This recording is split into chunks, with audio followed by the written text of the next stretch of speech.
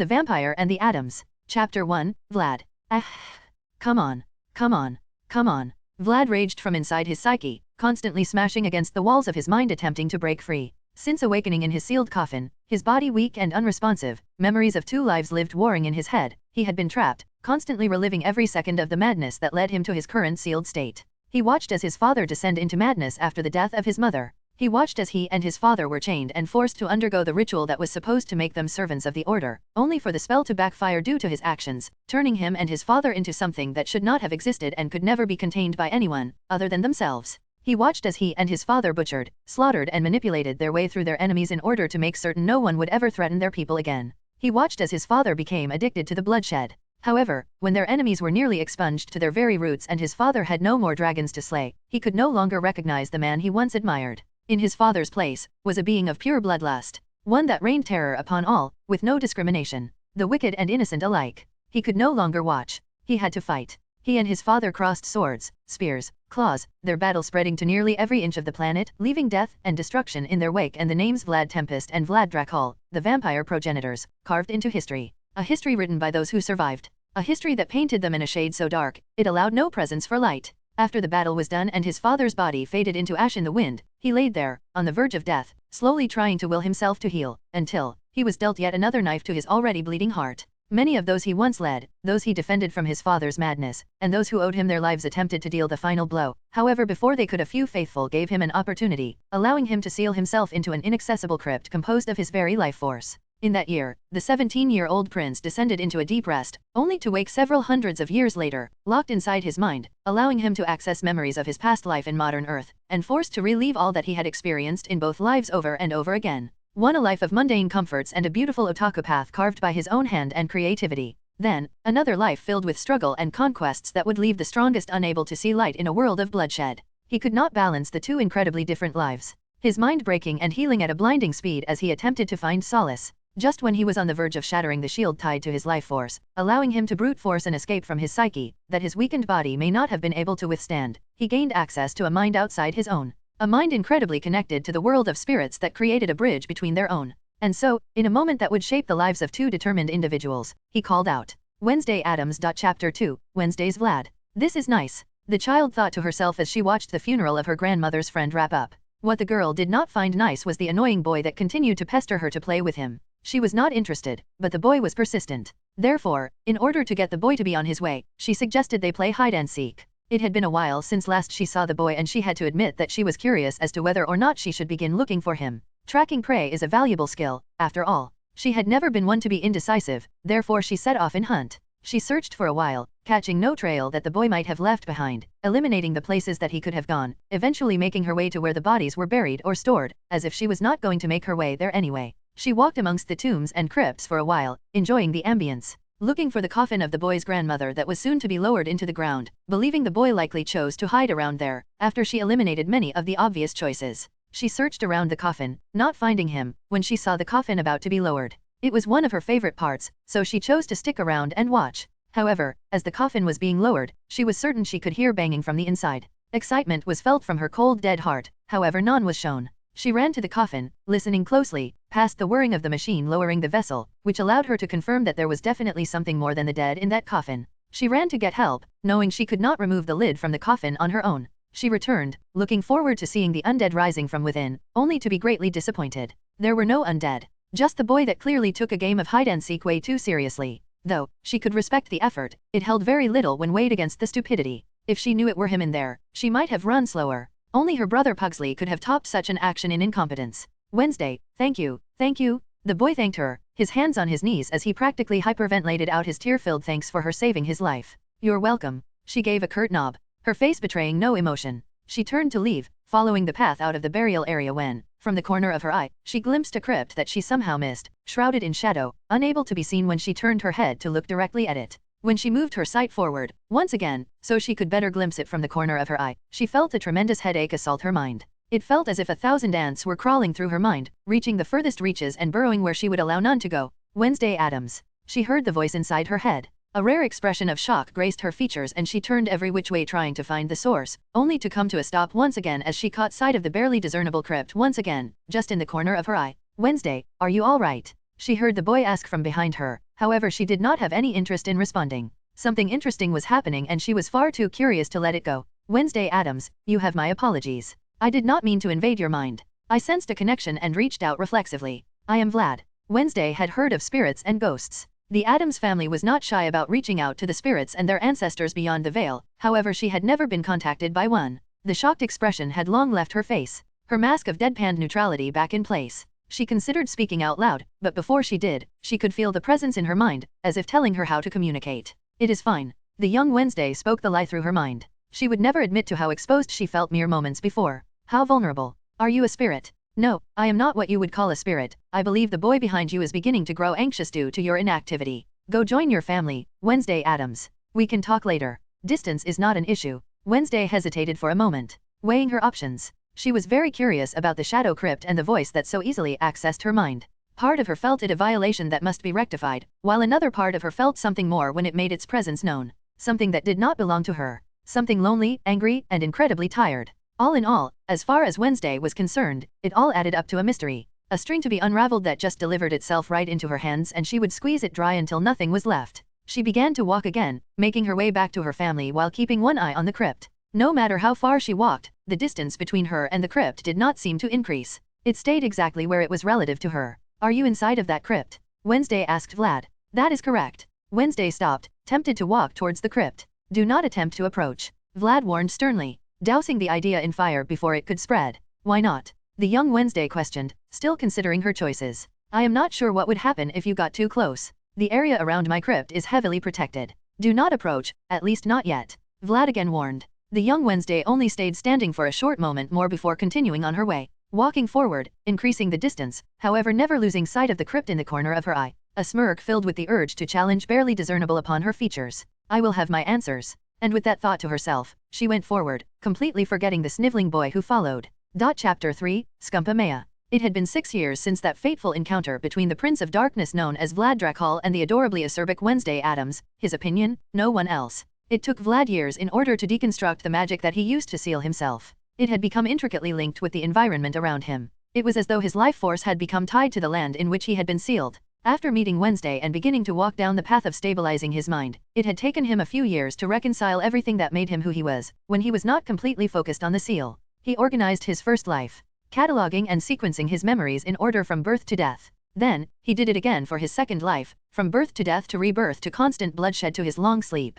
After organizing his mind and feeling a semblance of sanity, despite how just about every part of him had the desire to punch through his shield and crypt in order to hunt down all those descended from those who broke their oath to him and eradicate their bloodlines, he was able to quell that bloodlust in favor of speaking to the young Wednesday Addams and taking it slow, choosing to instead absorb the energy, slowly, back into his body in an attempt to heal his long-crumbled divine physique, that never had the chance due to his life force contained partially outside of his body, not allowing it to nourish his form, which maintained a constant state of decay, instead of recovery. However, one silver lining is that, due to the fact that people decided to bury their dead in the area surrounding his resting ground and his literal life force feeding off the land, he was passively gaining an understanding of life, death, and souls, that he never had in the 17 years of his life and the few years of his time as the progenitor. While his body was severely weakened, the way in which he could manipulate energy, which he called magic, had gained a level of understanding that, from what he could view of the world from the minds he scanned that passed through his radius, had reached a level that could contend allow him to walk unchallenged amongst the Commonwealth. In fact, based on what he saw from the few who had an actual understanding of those they called outcasts, there were not any that could contend with his once mighty, long-dead father, let alone him and his new understanding of himself and his abilities that still have not reached their metaphorical limits.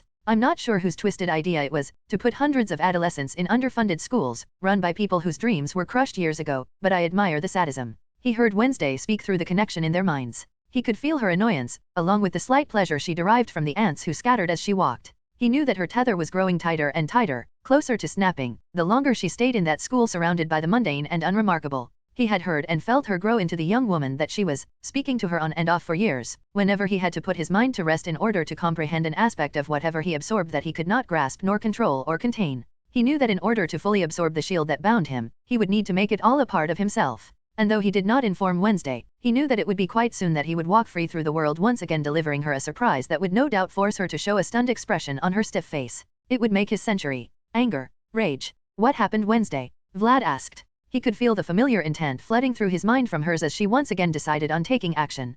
Pugsley was placed in a locker. She responded in a clipped monotone. Any chance you take a few deep breaths before making a move? He asked, suppressing the chuckle that threatened to emerge. He knew she could not feel his humor derived from her lack of forethought. He had made certain over the years to never allow his feelings to influence her, but it did not matter. He watched as she formed her personality and put up her own metaphorical shields that would protect her from ever being hurt. Once again, he knew only he had the privilege to know the true Wednesday. The Wednesday that felt more than any other, and just wanted to be her own person. Wednesday was truly a caring person to all who fell under her protection, no matter what she showed on the outside. He found it to be incredibly adorable, though he would never tell her that. He knew she would not accept it. She was convinced that he was a spirit wandering the earth, haunting her with his dark charm and unknown beauty. Though, he would prove her wrong. He would soon enough drown her upon his return in all that she thought she did not require, when he was not hunting remnants of his past.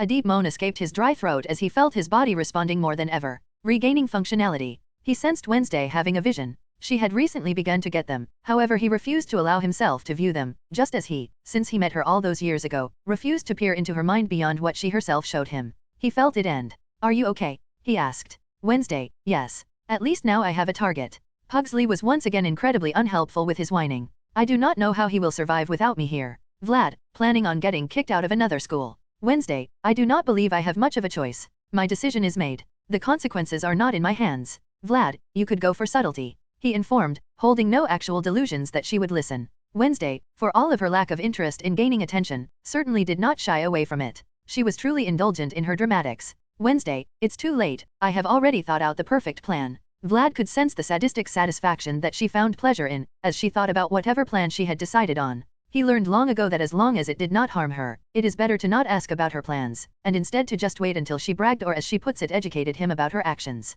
He would never tell her, but he was already perfectly aware of what her most likeliest plan would be. He knew she had recently acquired some piranha, and based on Pugsley's recent interactions, the bully would likely be involved with the swim team, therefore it was not difficult to deduce her choice of action. What he also would not tell her was that, despite her best efforts to convince him otherwise, he knew she had no real desire for the piranha to kill her targets. If she did, she would not make such a spectacle of her actions, or maybe she would. She does sometimes surprise. Vlad, well, you have fun with that. I will have to say farewell for a short time, oh adorable one. I am afraid that I require rest once again. Vlad could feel irritation as well as contentment underneath at the words of compliment that he had bestowed upon her. Then, he could feel sadness at the end of his statement. He did not enjoy leaving her alone. In fact, it caused him great amounts of annoyance. However, if he wanted to prove to her that he was more than a beautiful voice in her brilliant mind, he would need to either project his image to her, which he would not do for several reasons, one of which being it would prove very little, or he would need to do what he was about to attempt to do, fully consolidate his life force back into his body and rejoin the world of the living.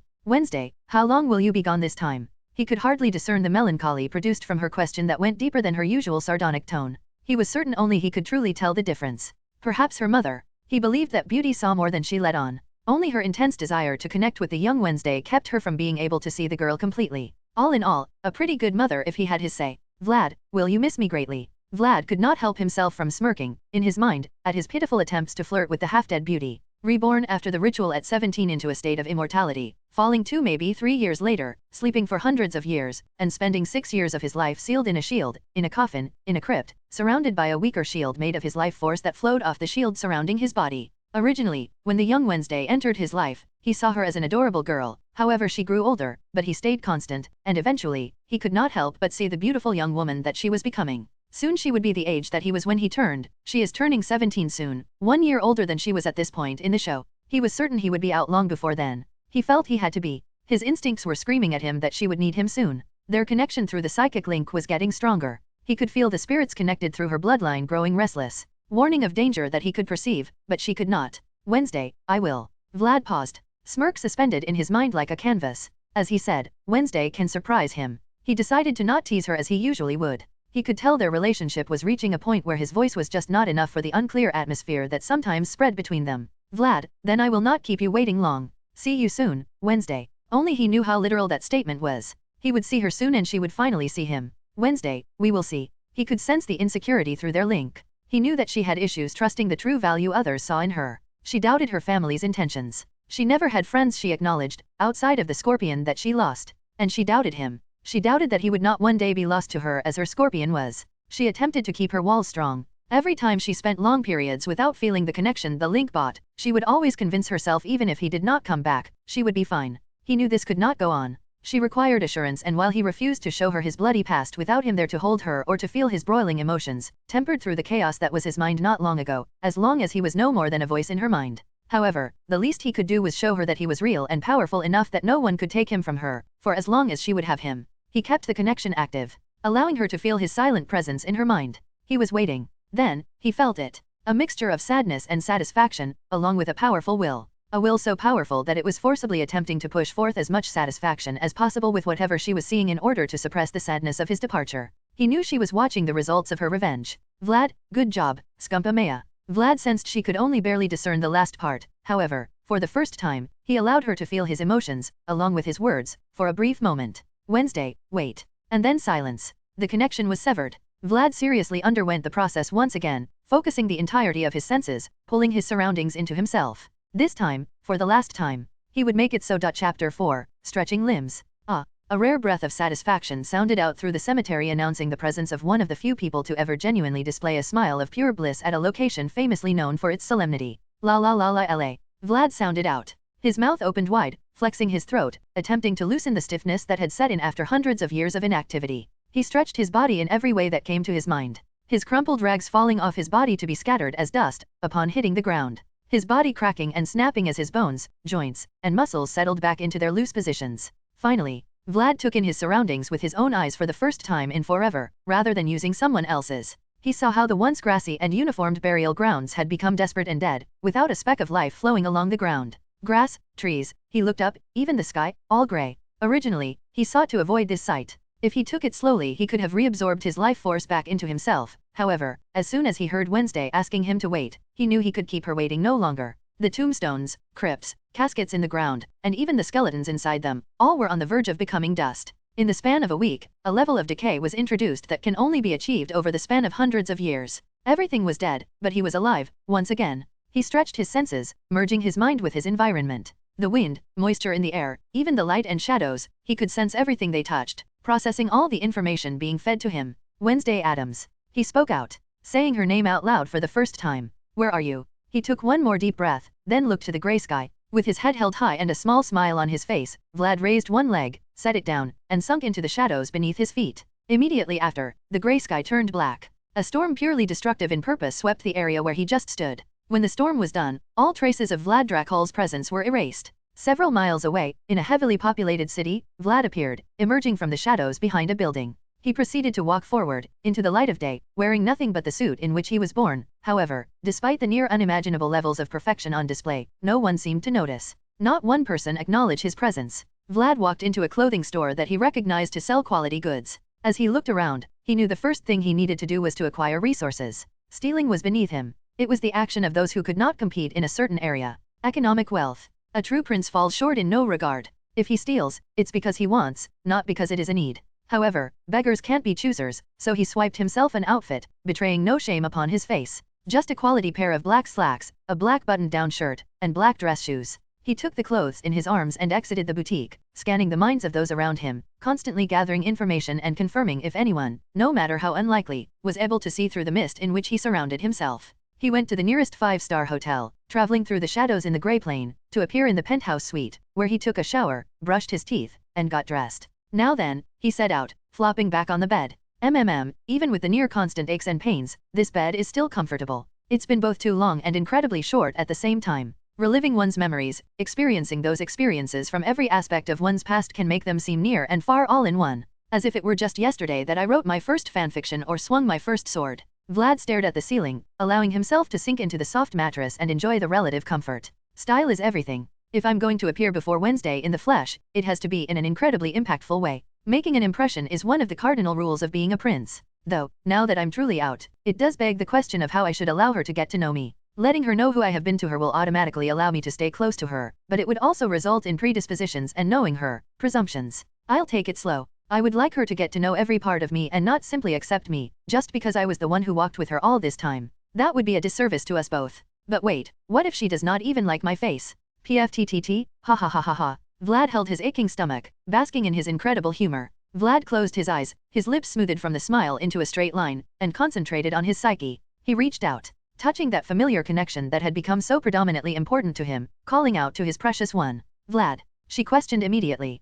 Hello, Wednesday. He responded, feeling cheeky at the happiness and relief that he could feel her exuding in the moment they were once again linked. You said that you were going to sleep once again. That was a week ago. Is something wrong? She spoke quicker than usual, probably adjusting her mind to her mission mode, as he liked to call it, whenever she found a problem to solve and charged full steam ahead. No, Wednesday, nothing is wrong. This sleep was simply shorter than the rest. I am sorry to have worried you. I was not worried. Only curious about the change. Nothing more. She spoke, once again returning to hear nearly monotone timbre that he had grown so familiar to hearing in his mind. He could not wait to hear how she sounded in person. The voice in a person's head is always different from that which is produced from their vocal cords and breathing patterns. He was sure it would still be monotonous, however he was certain it would have its own charm, just as her mind's voice possessed its own. They were silent for a moment. Well, how did it all turn out? Any deaths? Expelled, as you suspected. Though, unfortunately, everyone survived. My parents used their nefarious means to get the charges dropped, however they are now using this as an excuse to finally send me to Nevermore Academy. At last, their master plan can commence.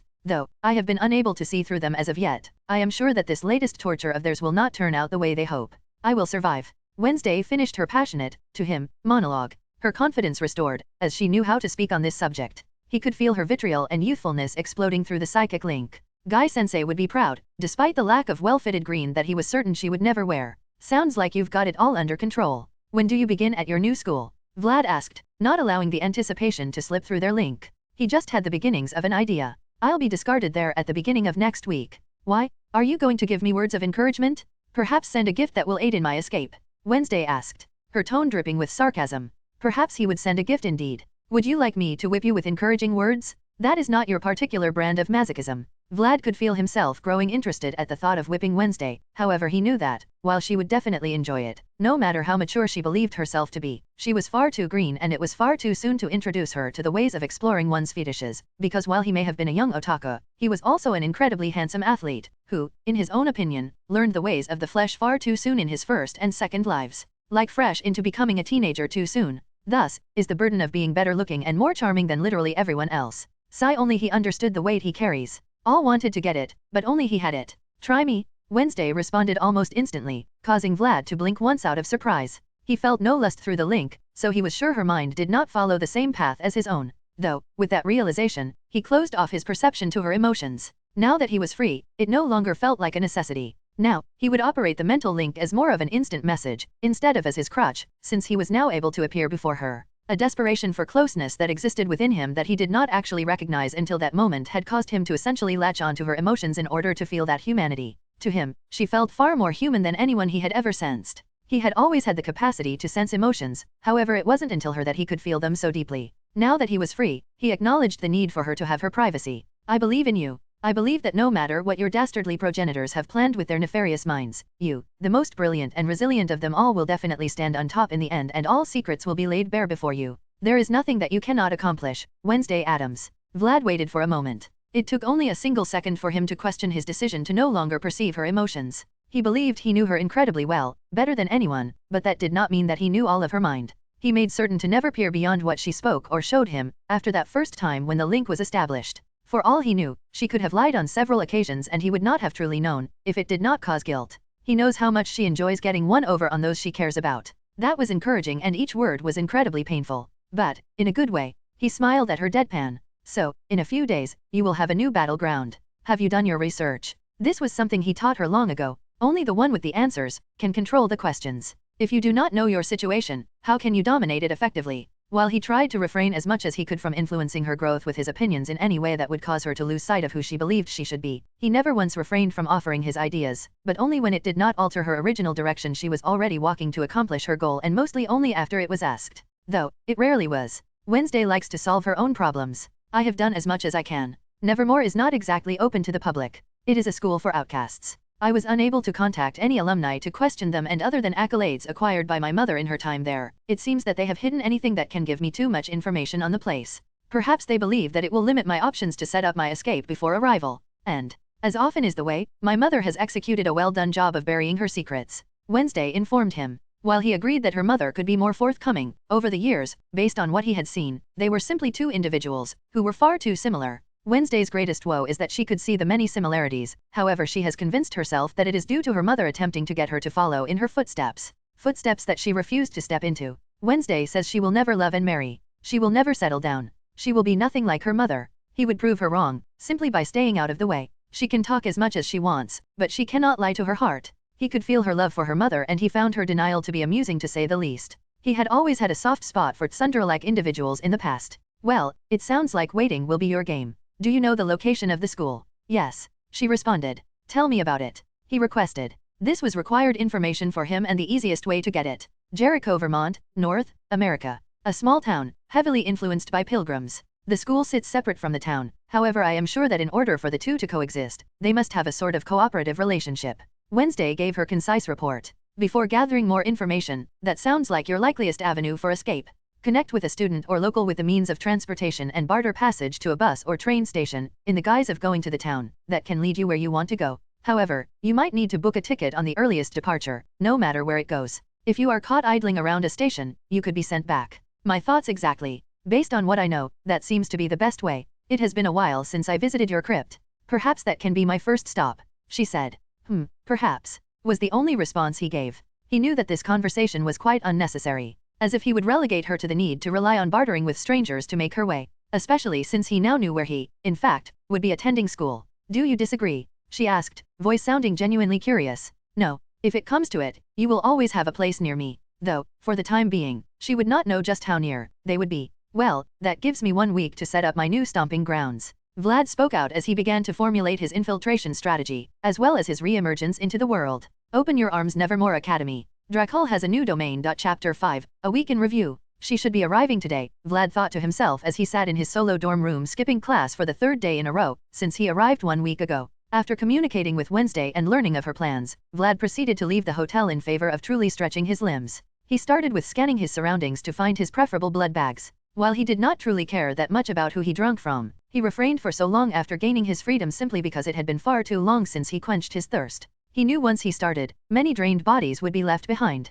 Therefore, he set out to a women's prison, scanning the minds of all who were there, digging into their pasts with no care to be delicate. For many, he acquired much on that excursion. An entire cell block was sipped like a fine wine, until he felt satisfaction. The first drink is always the bloodiest. After setting fire to the cell block and erasing any signs of his presence using the guards he compelled to make certain no one ever knew of his actions, he considered his options. His mind clearer than it had been in centuries. Compelling the entirety of Nevermore Academy in order to convince them that he had been a student there for an extended period of time, was his first thought. It would establish him in the area, and allow him to give Wednesday unsolicited advice, as if he did not just arrive a few days before her. However, he felt that went beyond the elegant and let's be honest, it was far too messy. He had no interest in spinning such a tale with so many loose threads. While compulsion was powerful, it also had its weak spots. The wording had to be perfect, since the compelled will only do exactly what is instructed of them. Therefore, if he were to give instructions, such as, I have been attending this school since the beginning of the year, I am an average student, though while incredibly good-looking prefer my solitude,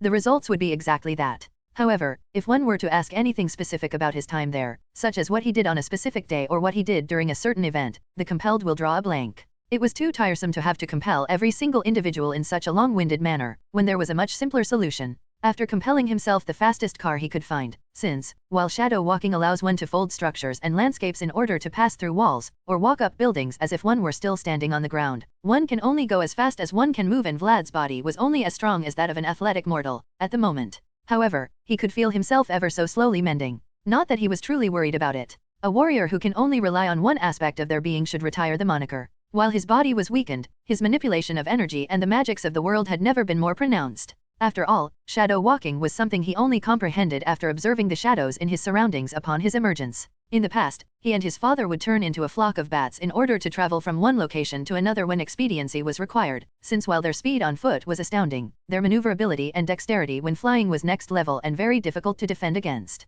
With his new car, he made his way directly in the direction of Nevermore Academy. That is, until he realized how far it was, then, he made his way directly to the nearest airport. As Vlad was traveling across the country, he could not help but feel the faint connections that existed between himself and a few others spread throughout the world. On the ground, he could only hardly discern it as prickling sensation in the back of his mind. However, in the sky, he could sense those who once faithfully stood with him scattered all across the planet. He smiled at that knowledge. He could feel that the ties that connected them were thin, weak. The potency of the magics flowing through his blood, barely discernible in his weakened state. However, while they could not feel him, he could feel them. Their life forces thrumming with energy. As one of the first true immortals, he could feel all those that he granted the gift to, through their sire bond and blood-based magic. There were so very few.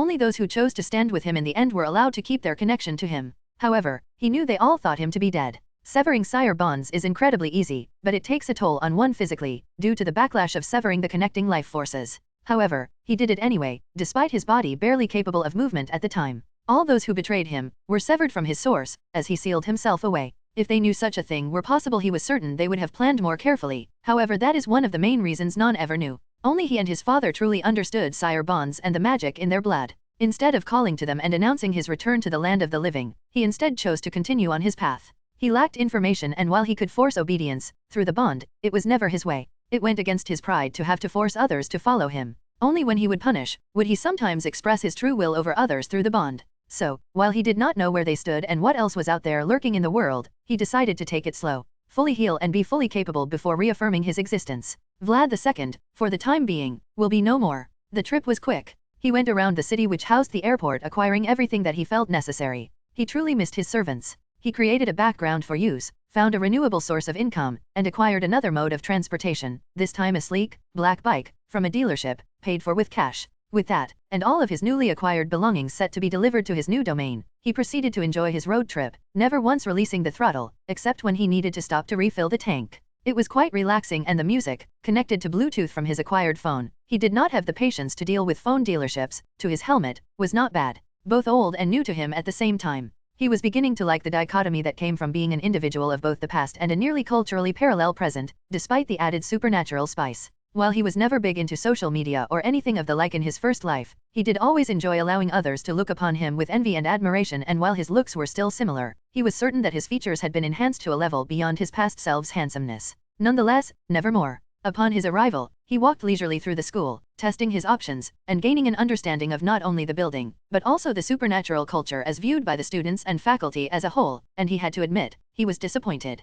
What was once a powerful group of entities and individuals that spread their influence throughout the world with pride, had been relegated to being viewed as weirdos, freaks, and others, by the generally pathetic and ignorant humans. He instantly connected the dots. The war he and his father fought spread to nearly every inch of the planet. All those who sought power took a side, resulting in the indirect decimation and direct birth of countless species and subspecies, just through their actions alone, not to mention the ones who followed in their wake. However, what had the potential to become powerful entities in their own right, were severed from their connection to him, and the ones his father sired and produced were severed from him as well, upon his true death. Now, their bloodlines are at their basest. They only retain that which their species naturally evolved to acquire upon their transformations, however none of the added benefits that come from being connected to him. However, if that were all, there was still a chance they could hold their heads with pride. However, he could not help but notice an incredible lack of truly potent bloodlines at the school. None who stayed loyal to him had their influence anywhere in the area. It would seem to him that there is an exact barrier set up between those of true power and those that the Commonwealth has come to know.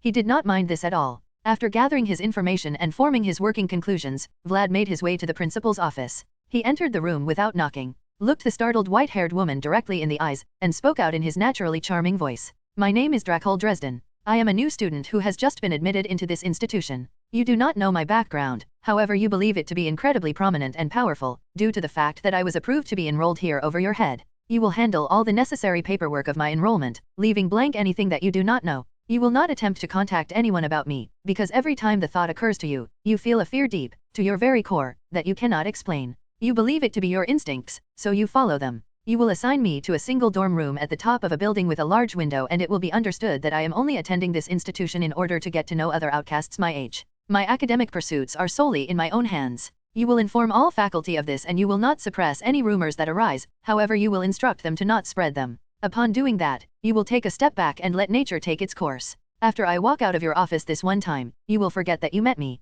The next time you see me will be our first meeting, and all I have told you will be immediately done upon my exit. It is nice to meet you, Principal Weems. The now named Dracul Dresden made his way out of the office, and Shadow walked back to the entrance of the academy, fresh-faced and ready to begin his new youthful adventure that was mostly denied to him in his second life, due to his father attempting to turn him into a proper warrior, and perhaps he would learn something new.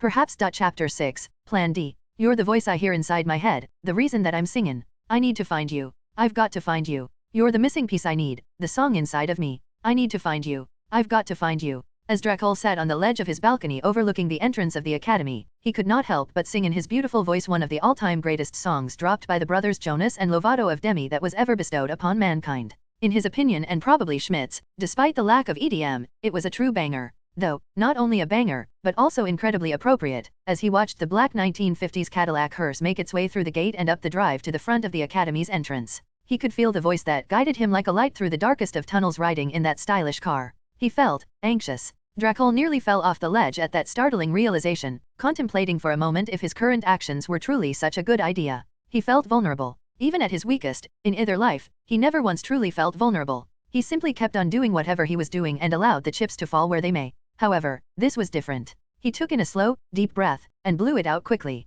resolving himself to embrace what may come. After all, despite his experience in the physical aspects of a relationship, he never actually allowed it to go beyond that in all his time. Relationships mean consideration and compromise, two aspects of life that he does not exactly embrace. Therefore, when it comes to experience, he found himself only slightly less lacking than his paramour, who just stepped out of. Dracul instantly swung his legs over the railing, landed with a light step onto the balcony, and before the black-clad, mascara-eyed, lovely braided twin-tailed hair-styled beauty could attempt to close the door on her parents, he was already zipping through shadows, doors, and walls, to barge into the principal's office and make his presence known. Principal Weems, I apologize for my lack of manners, but the door was opened. It was not. They both knew it was not, but neither commented on it. I have decided that from now on I shall attend class on a regular basis. Inform your staff that I will audit a few in the coming days in order to decide my schedule. I will also be engaging in one of these mandatory clubs of yours. I believe beekeeping should be best. The young Eugene does seem ever so lonely in his noble hobby. Principal Weems sat behind her large desk with a look of utter stupefaction.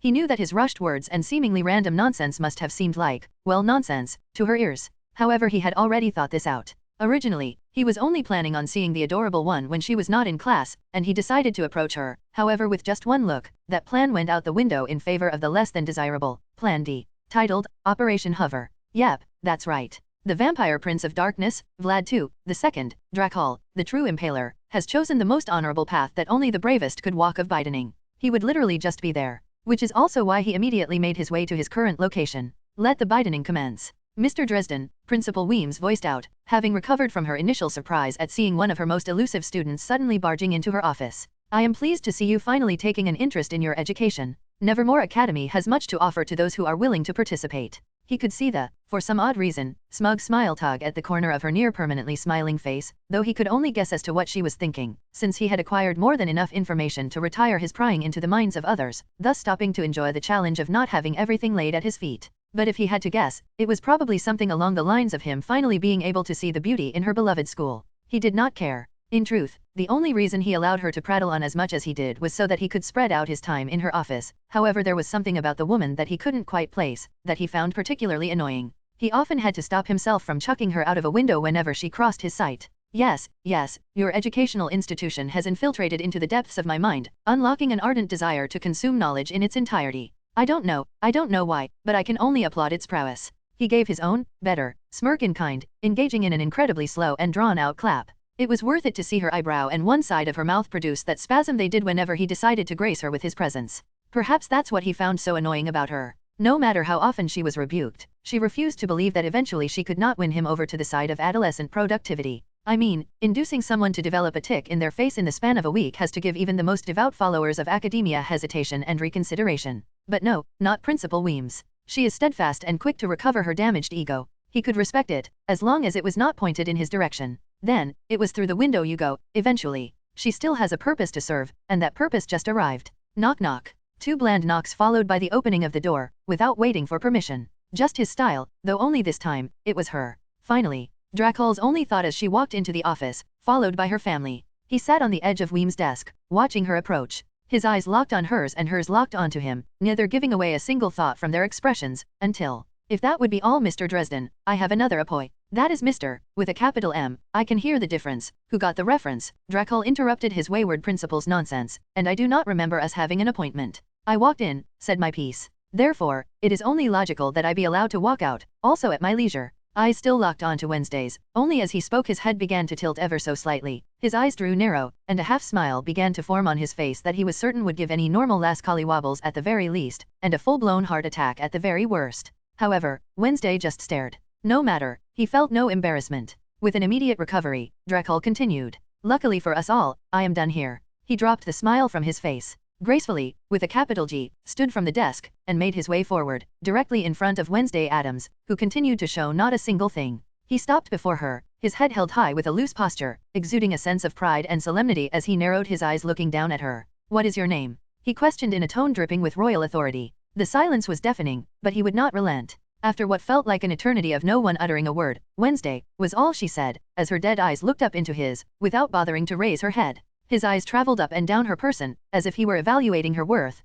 You certainly do appear full of woe." He may have cheated a bit, seeing as how he had long been informed by her that the poem was her namesake. However, a prince feels no shame and knows only to win, win, win, win, win, fuck everything else, win, win, win, win, don't know the name of the song. And it turned out to be worth it. Finally, her face displayed something other than detachment, even if it did not go past her eyes. However, her parents certainly were an open book, or her father, at least. He seemed very pleased someone got the reference, and the smile which graced her mother's beautiful face told the same story. "Okay, Wednesday," he pronounced grandly, refusing to allow a single eye in the room to wander from his personage. "From this moment forth, I will be your stalker. SKKKRRRP. Somehow, whatever was playing on the record player chose that moment to malfunction as the completely pretentious box skidded to a howl. Oh, there was no record player. That sound came from the mind of one Vlad Dracul. It appeared Dracul was undergoing a slight malfunction. He knew that in order to proceed forward with Operation Hover, he would definitely have to make his presence known as someone who, no matter what, would not leave her alone and essentially pester her until he wore her down and gained her friendship. He knew he would eventually, however that does not mean that his fragile heart was able to handle the pure cringe that literally vomited from his mouth. There were so many more elegant ways to go about declaring his intentions, however that one was the most fun in his mind, along with him knowing how much she always wanted someone to stalk her. He would just do it in a less anonymous way. Imagination and reality can sometimes fuck each other over. Case in point. It sounded so much better in his head, even with his voice. Some things just don't work. If only all things supernatural were not suppressed by whatever powers that be, he could rely on Edward Cullen to pave the way to making his declaration work. Oh well, he would introduce the world to culture, eventually, and then they could look back at that moment and deadpan together. With that proclamation, without sparing a single person in the room a second glance, Dracul Dresden made his, less than leisurely exit, and immediately set his path towards finding a stake for his heart. Only through death can he redeem such an affront to all that he was supposed to be. However, before he could commit seppuku, he stepped into the shadows and made his way back into the office. He had no time for dying. There was a girl to be wooed. Only lesser creatures focus on the past. He stepped into the office and out of the shadows, not a single person able to perceive his presence. He leaned back against the edge of the desk, watching from the side as Weems walked around the point of allowing acceptance. As if the girl were not already accepted into the school. Then, he heard that she would be undergoing therapy sessions in Jericho. Dracul saw the makings of a date spot. All according to Kakaku. Weems oh so graciously informed Wednesday of her living arrangements, which just so happened to be her mother's former domicile, as if she could not discern the tension between the two. Luckily, it was Ophelia Hall. Wednesday loves a good tragedy. They finished with their flapping and made their way to meet her roommate, who turned out to be the very young lady who gave Dracul his introductory tour of the academy, and one of the few people to whom he had actually spoken to, Enid Sinclair. That is a very fortunate development, Dracul could not help but think. Enid is exactly what Wednesday requires in a friend. A true opposite. Her contemporary black and white, to Enid's colorful vomit. One dead and pessimistic. The other full of life and optimistic. The beginning of a beautiful friendship. Dracul followed them, shrouded in his mist, enjoying watching Wednesday's reactions to her new roommate. Excellent, he exclaimed in his own mind. Their first meeting went off without a hitch. Wednesday seems to be completely repulsed by all things Enid. Well, now that they have finally made it to the quad, which is not actually in the shape of a quad, it is time for me to make my second impression. Giving the new girl one of your patented tours, Enid. Yeep. Enid jumped, swerving around to take in Dracul's greatness. Wednesday's reaction was small, but he still caught her tense immediately at the surprise at his appearing behind her without her being able to notice. All noise in the quad immediately ceased. All who were present stopped to do the same as Enid and take in the moment of greatness. Dracul honestly could not blame them. For most, it was the first time he had allowed them to see him, and for a few it was only the second or third. However, never had any except a small handful heard him speak. He knew his voice drew attention. It was just too majestic. What brings you out here? Enid questioned Dracul excitedly, using the nickname that she practically forced upon him when they first met. He would never confirm nor deny his acceptance of the nickname, especially not when his reasonings were completely untoward, to others, not to him. After all, by his own estimates, that was a capital D. His capital D deserved to cheered, loudly and proudly. As he stood there in his silky all-black attire, giving off the impression that he did not notice the attention he drew, he noticed Bianca Barclay stand from where she was seated on the fountain, and Xavier Thorpe put down his doodling supplies as they noticed him, not noticing them. When he wanted, it was nearly impossible to not feel him fill up a space. He did not do this through any energy nor magic manipulations. It was just a natural byproduct of cultivated superiority, gained from years of standing at the top. The peons had been attempting to get to know him in one way or another since his arrival. He eluded them completely, however now he would be joining the populace along with the cutie in front of him who refused to turn to acknowledge his presence. He knew it was deliberate. I'm here for one reason and one reason only, Enid.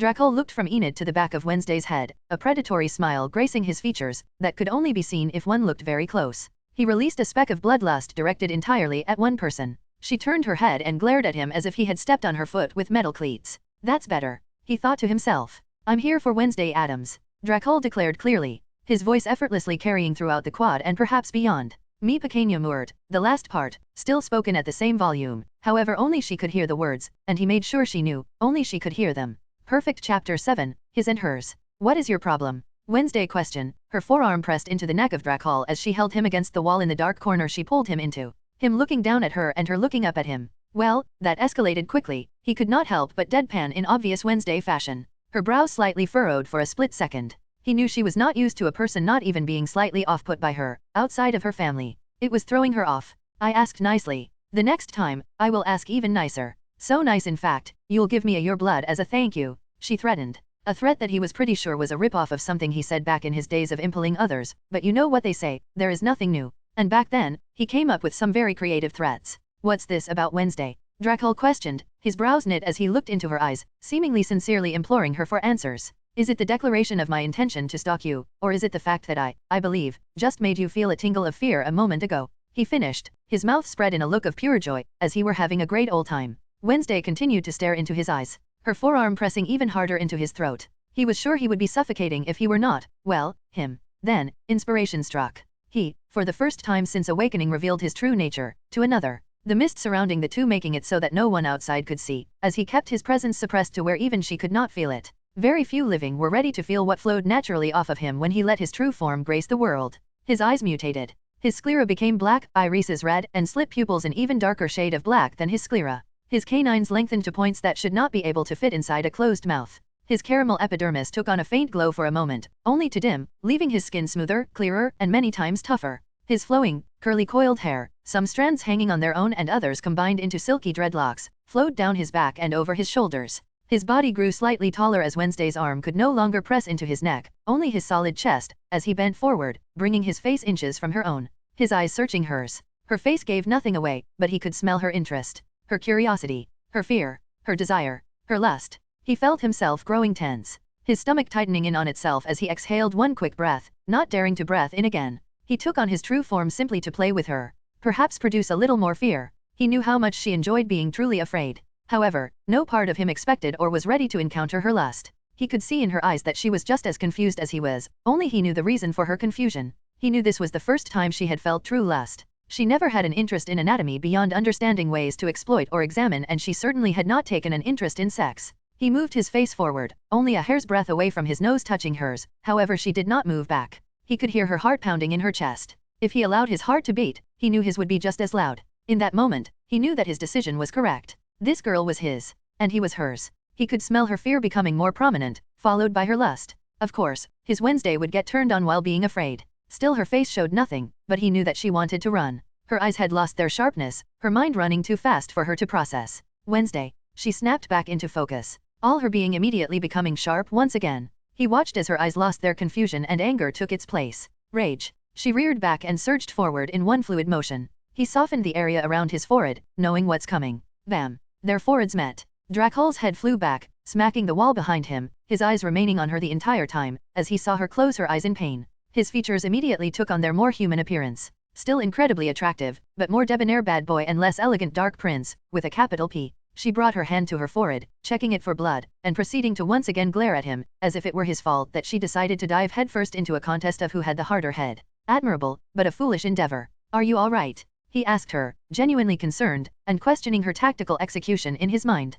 Her face relaxed. Her eyes once again took on their usual haunted appearance, as if her head were not still throbbing in pain. My well-being is none of your concern, she monotoned with her voice somewhere a mix between a demand and a threat, all without a single change in pitch. Such a great talent. Perhaps, but as the one who has acquired my attention, it would do me no good if you were to drop dead from blunt force trauma to the head. I've been told my mind is a gift worth protecting. Thus, very thick skull. Dracul, once again donned his relaxed expression, with a half-smile and partially narrowed eyes, tapping his index finger to his forehead. He wondered if he did the right thing, using the voice of Vlad to snap her out of it. Mostly, because he was not certain whether or not he pulled her from her spiral for her or because it was he, himself, who felt something of a swirl. Either way, that was an event more dangerous, and far more exciting, than he had anticipated this early in their interactions. However, early or not, we feel what we feel. There is not much of a point in attempting to control or analyzing every little thing, especially when it comes to trying to control or analyze Wednesday Addams. Wednesday has a habit of being completely predictable and unpredictable all in the same moment. Attempting to understand woman is a game that men have failed to win even before he was born, and they will continue to fail for many generations to come. And those are only the basic bitches. Understanding the exceptional and understanding the basics are two different monsters altogether, and Wednesday is no basic. Wednesday took him in. The same look on her face as when she first told him her name in Weem's office. Head partially lowered, eyes looking up, and an expression that could mean everything and nothing. This is not over. And with that promised, she turned and left to do what? Only she knows, but probably to see her family off and get ready to start her new adventure. However, only she knows. Wednesday, you have been silent for a while. What has your time so occupied? Making new friends in the world. She deadpanned through the connection in her mind. Vlad, as a matter of fact, I have, Ms. Addams. Since, like I have said, I am definitely not a spirit. Wednesday, sure. Vlad, correct me if I'm wrong, but are perhaps fuming at the moment. Wednesday, I thought you said you will no longer feel what I feel, for some reason. Vlad, I cannot feel, however I can intuit. Now, tell me, what has you so ready for war, despite only just arriving at your new school? Wednesday, I do not know. Vlad, well, that is far less articulate than I am used to hearing you, little poet. Wednesday, I met someone, odd. Vlad, odd how? Wednesday, they were just odd. The way they talked, walked, looked around, it was all just odd. Vlad, I can see this is really frustrating you. Not being able to put it into words is a new experience. Is it perhaps a boy? Wednesday, yes. An odd one. I think he is powerful. Really powerful. He did something. Transformed in some way, and whatever form he took. Felt dangerous. Though, he always felt dangerous. From the moment I saw him, he felt dangerous, like everything about him was just bigger than it was supposed to be. I've never experienced anything like it. He might be a new type of outcast. One that I have never seen. Vlad, describe the transformation. Wednesday, his eyes went from golden brown, mostly human-looking, just a bit shinier and deeper ones, to the sclera turning black, the iris red, and the pupils became feline with a darker shade of black than his pitch-black sclera, which seems impossible, but I could tell. His teeth, they were only barely visible, but from what I could glimpse they had grown longer, too long, like fangs, but no vampire's fangs could get that long from what I have read. His skin glowed for a moment, and when it stopped, it seemed healthier, and smoother.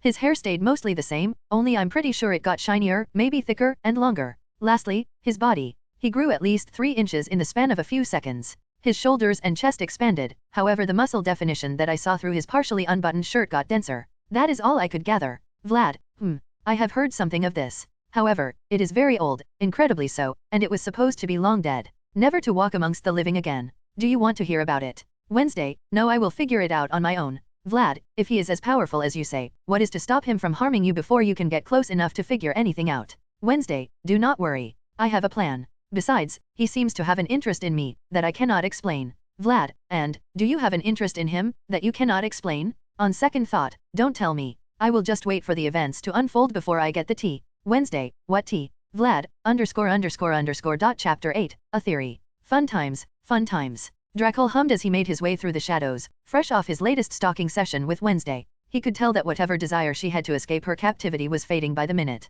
Especially after someone attempted to squash her with a gargoyle. His first instinct was to remove the tendons from the little flea's legs and hang him from the rafters as a message to all who would dare to harm his little death. However, that was discarded upon remembering who his little death is. Luckily, his mind moves fast, and he was able to divert his hand from digging into the amoeba's chest and digging out his heart like the young Nicholas was so ought to do, before feeding it down his throat. However, that does not mean that the ant is not marked. His death is guaranteed, no matter what. If not by her hand, then by his own. Anyway, that brings him to his fun times. He just recognized the whiny little crybaby from when he first met Wednesday, attempting to flirt with her. Only a fool would remind such a woman of his incredibly inglorious moment of pure Pugsleyism. He honestly forgot all about the coffin kid, now known as Xavier Thorpe. He is no competition. Not that any could be. He is Prince Vlad, even if he goes by Dracul Dresden. Prince Vlad is Prince Vlad, with a capital P. Now, here he stood, in Wednesday's room, coming up with a handshake with his new buddy Thing, who decided a good hiding spot would be under the covers on the bed. He would not advise Thing on his actions. Live and learn. At the sound of the door being unlocked, Dracul gave Thing a salute, threw the blanket back over it, and fell backwards into the shadows. Then, proceed to just lay there. Honestly, stalking is not all it's cracked up to be. He had come to realize that he needed something to occupy his time other than engaging in his favorite hobby. The question is, what? There was a lot that he did not know about the modern world around him. The outcasts and their weak bloodlines still lingered on the back of his mind. The vampires walking around the academy were nothing more than decorative mantelpieces compared to even the weakest of the undead that once fell under his heel. The werewolves, poodles compared to their ancestors, even though they still engage in their incessant howling. They believe it conveys intent, however he felt they were just being extra annoying. The gorgons require hats in order to control their petrification magic. The siren require necklaces to control their vocal magic. Actually, based on what he had seen, none of the lesser versions of their predecessors that roamed the academy truly understood themselves. They did not understand their bloodlines, and they did not understand their abilities. Vlad could feel the links that bound them throughout the academy, as well as the links that extended far away. Some signified bloodlines, some signified intent, and some signified servitude. The links were messy, convoluted, and disorganized. Eventually, he knew he would have to look into the matter. Rulers got to rule, and that's rulers with a capital R. After all, he is a prince, with a capital P. Or maybe, since it is only him left, wouldn't that make him a king? No. Prince sounds better. Sexier.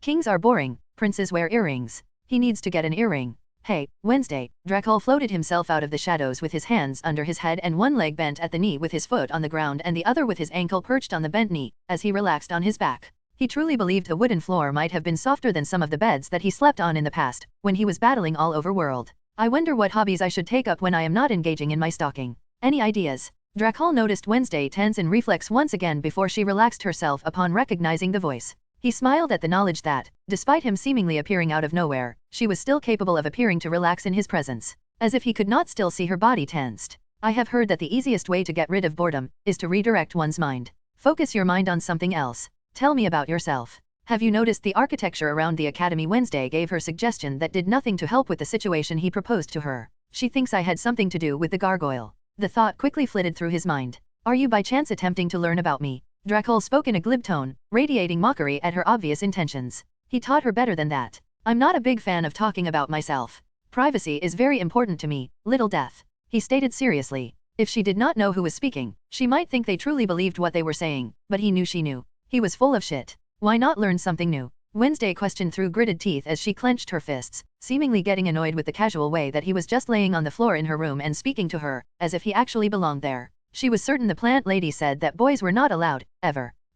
That might be a good idea. Perhaps a new language. Which ones do you speak? Dracul asked, while arching his back and swinging his legs up into a handstand, then smoothly bringing his feet to the ground, all without more than a small shuffle able to be heard. Then, he was directly behind Wednesday, leaning over her chair, careful not to touch her, taking in her typewriter and the story that had yet to unfold. I speak a few. Why? Her blank face threading to slip as she felt his presence directly behind her. He could see her body tense even more, ready to move at a moment's notice. He wondered what all she was feeling and oh so wanted to check, but he did not. It's more fun this way. Well, you can teach me what you know. And, if you teach me, I do not mind teaching you. He spoke nearly resting his chin on top of her head, however stopping just before touching. He knew she could feel him there. Every time he moved closer, she grew tenser. However, she refused to move. If he did not know her, he would think it was out of fear, but he knew. It was a challenge to her. She felt like if she moved before necessary, she lost. That was the only explanation that he could reach. Wednesday did not show weakness. Running would be weakness.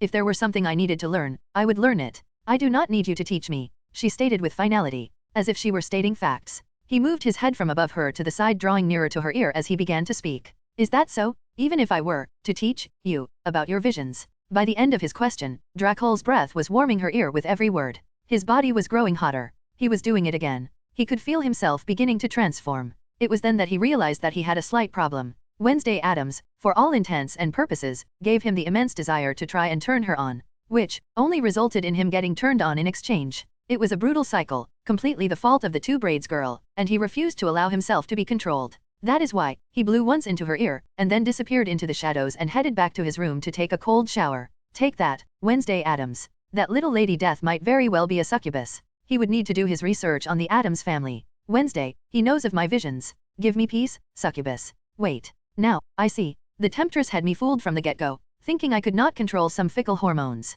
Give me blood, succubus. Chapter 9, Troublesome. There was no need for Dracul to go far to get his fix. The academy stocked blood like grains of rice, due to the number of vampires that attended the school. Therefore, with just a quick compulsion of some random in the hall to go fetch, he had blood delivered to his door. However, after only a few swigs, he realized a disgusting problem. The blood was mixed with chemicals and entirely animal. Therefore, Drac found himself once again in Principal Weem's office, drinking directly from the source of his agitation. After satisfying his thirst, he gave a casual lick to her neck in order to heal the holes, and proceeded to question the specifics of the situation with the blood. As it turns out, the school outsourced the acquisition of blood to a company specialized in providing blood to vampires specifically. It is said to be tastier, healthier, and reduces the risk of a feeding frenzy occurring, should the vampire miss a meal. However, that is simply what was said. Based on what he tasted, the blood did have more zest and thickness than the organic. However, he also analyzed the blood, attempting to dilute his own blood, as if it could coat the enzymes in the blood and dull the potency of the vampire blood flowing through their bodies,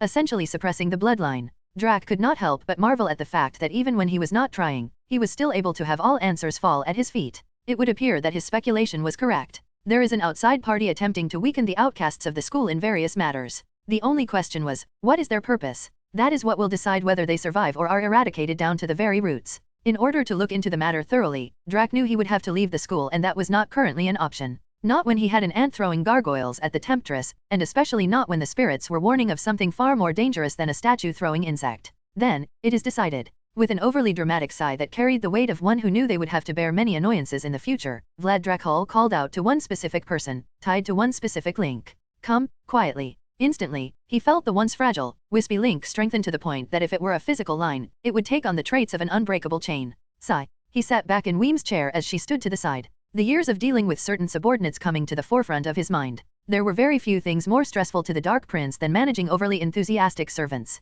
Only he knew how hard he had it when dealing with individuals who took his every word like a divine order. He could not joke, be sarcastic, or even lament his lonely perfection without them nearly drawing blood attempting to fix it. He pushed his foot against the desk, sending himself and the chair sliding backwards toward the wall as he threw his head back and closed his eyes. Ah, so long incredibly sexy smile of mine. So long casual conversations. So long joking about killing others. And hello dignity, respect, and dominance. In the past he did not really mind that much. He rarely had anything to joke about, and when he did it was usually incredibly morbid. However, with the merging of his memories, there were a great many things he found comical. He turned to the glassy-eyed Weems. Perhaps they have changed as I have. He looked at her hopefully. I was asleep, but they were awake. Isn't that the entire reason I have not called on them all, only the one that I have no doubts whatsoever towards? The hope in his eyes grew as he stared into the unfocused eyes of Weems. It's a possibility, Larissa, do not tell me it isn't. He stood, chest out, prepared mentally to welcome his most loyal servant and devout follower. Yes, perhaps they have grown. Snap. With the snap of his fingers, Weem's eyes regained their focus as she took in her surroundings.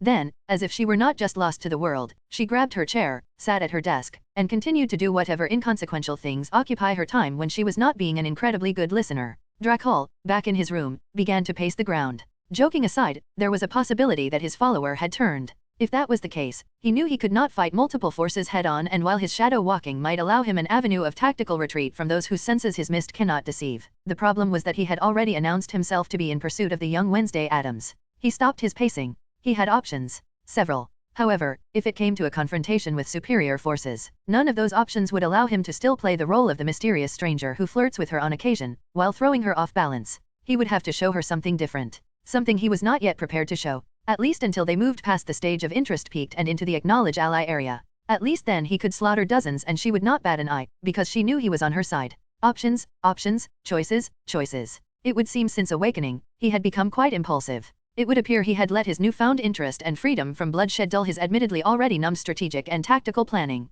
His father would have him dismembered for boxing himself in such a way. No matter. Drac said out loud, his arms spread wide. If anything stands between me and what I want, I will burn it out of existence. Chapter 10, Paint It Black. Seated at the weather vane sipping a cup of hot chocolate, shrouded from view, Drac stared off into the distance, towards the office of one Dr. Kinbot, preeminent therapist to the misguided youths of Backwater, Vermont. Right on time, he thought, as he watched the agile Wednesday slide her way down the building from the top floor and make her way across the street, only to freeze and seize up after bumping into a greasy fellow. A vision, he thought, as he watched her recover and make her way right to him. She entered the diner without sparing him a single glance and headed straight for the counter, appearing to the server boy, as if born from smoke. I give it an 8 out of 10, he thought. His entrances were better. He listened in as she attempted to barter passage back to civilization with the apron-wearing dog. He almost laughed when the mutt claimed it could not be bought. Not that it wasn't true. When he looked closely, he could see chains of the dog's own making surrounding his body. He was already a servant of a different master. He found it funny because, who says that when all they're being offered is $40? Save that ridiculous line for when it's $4 million, at the least. Wednesday made her way to the booth, directly connected to his own. The only thing separating the two, a table. It's a little rude to sit at someone's table without first asking their permission, don't you think? He questioned her, only becoming visible to her, after she sat down. This time, she did not even give him the curtsy of a slight jump. Rude indeed. You were invisible, she asked, her posture straight, focused eyes bore into his own. A ghost of a smile graced his lips, more like, unable to be perceived. I was shrouded. She stared at him, perhaps thrown at the first real answer she'd been able to receive from him. What are you? His smile grew just a little more. Take a guess. I am very curious to hear your deductions, little death. However, before she could begin, what was certain to be a nice, astute, monotone speculation, the ridiculously dressed youths who had just walked into the coffee shop approached their table, looking straight at her. What's a Nevermore freak doing out in the wild? The chubby random remarked. You talking to yourself, freak? This is our booth. A different rando piled on. She moved her eyes to take them in, without moving her head. Then, she looked back at Drac, then back at them. Drac could see the realization instantly dawn on her that they could not see him. He once again had the urge to laugh in so many minutes. She schooled her features, and turned her head to give her potential enemies her full attention. Why are you three dressed as religious fanatics? A very good question. It's called cosplay. Dracul whispered from across the table, unhelpfully. We're pilgrims. A rando stated, as if that were not what she just asked. Potato, potato. We work at Pilgrim World. The until then, unspoken third rando, chirped up. He seemed to take offense at her dismissal of their attire, as he flipped the flyer on the table to show the advertisement. As if people want to tour Pilgrim anything. They didn't have any rides or cotton candy back then. She observed the flyer. It takes a special kind of stupid to devote an entire theme park to zealots responsible for mass genocide. Mass genocide and truly appalling fashion sense. Note, the hats. Drac chimed in, as he sipped more of his hot chocolate, despite the tension growing palpable. My dad owns Pilgrim World. Random number 3 informed the class helpfully, as if it changed anything. Dracul leaned forward, bringing his hand up to his mouth to speak in a whisper. I think you have offended his honor. Who you calling stupid? Yep, the rando was definitely offended. Come the situation, Wednesday, we're outnumbered. Drac waved his hands with a look of panic, that was not helped by him immediately proceeding to gulp down his hot chocolate and then holding his throat, as if he were being burned from the inside. Wednesday spared him a glance, then got back to business. Her focus on her targets. If the buckled shoe fits, she quipped. And just when it was about to get toasty, a hero appeared. Guys, back off. The mutt tried to defuse the situation, but to no avail. The pilgrims were out for blood, completely missing the irony of their actions. Stay out of this, Galpin. Our number 3 demanded. Yes, Wednesday glided out of her booth, stay out of this, and right up to the face of our number 3. Ah shit, it's a stare down. Drac gesticulated from his seat, which was now on top of the booth as he snacked on a box of popcorn that came from somewhere. His partially unbuttoned button-down black silk shirt, opened further than ever, but only she noticed, because only she could see. So, tell me, freak, our number 3 gets prepared to deliver what he more than likely believed to be a badass line. You ever been with a normie? Wednesday was about to respond when she saw a look of absolute terror cross the features of our number 3, however it disappeared just as quickly, but his shaking legs gave away the forgotten fear. Boo, she jumped at him, which caused him to hop back and his friend to lunge forward. A well-placed spin here. A nicely executed kick there, and the rookies were sprawled on the floor. Hardly a worthy battle. Wednesday looked to the side where Drac sat a moment ago, only to find him no longer there. She scanned the cafe but didn't spot him, even though he sat in the same spot, looking straight ahead. His eyes black and red, nails extended into claws, mouth open with, his tongue ran along his right canine. His body stiff. Not even a single twitch allowed. He sat there, waited, long after everyone left. Then, he got up and walked out. Features relaxed, eyes their standard golden brown, and teeth extended only enough to eat a standard chicken. He stopped in the middle of the street, hands in his pockets and his gaze toward the sky. Time to hunt. He took a step forward and disappeared. An hour later, in a biker bar a few towns over, bodies lay scattered, broken, and dismembered. In the middle of the room, a figure stood, dressed in black dress pants, a black long-sleeved buttoned-down shirt completely unbuttoned, and a black earring in the shape of a sword hung from his left ear. He ran his fingers through his smooth, coiled hair, pulling on one particular dreadlock, as he surveyed his surroundings taking in deep breaths. Now that was a worthy battle. He placed the bloodied butter knife in his hand on the table and proceeded to exit the establishment that once welcomed Deegans from far and wide. He swung his leg over his bike, started it up, and sped away, pushing the bike as fast as it could go.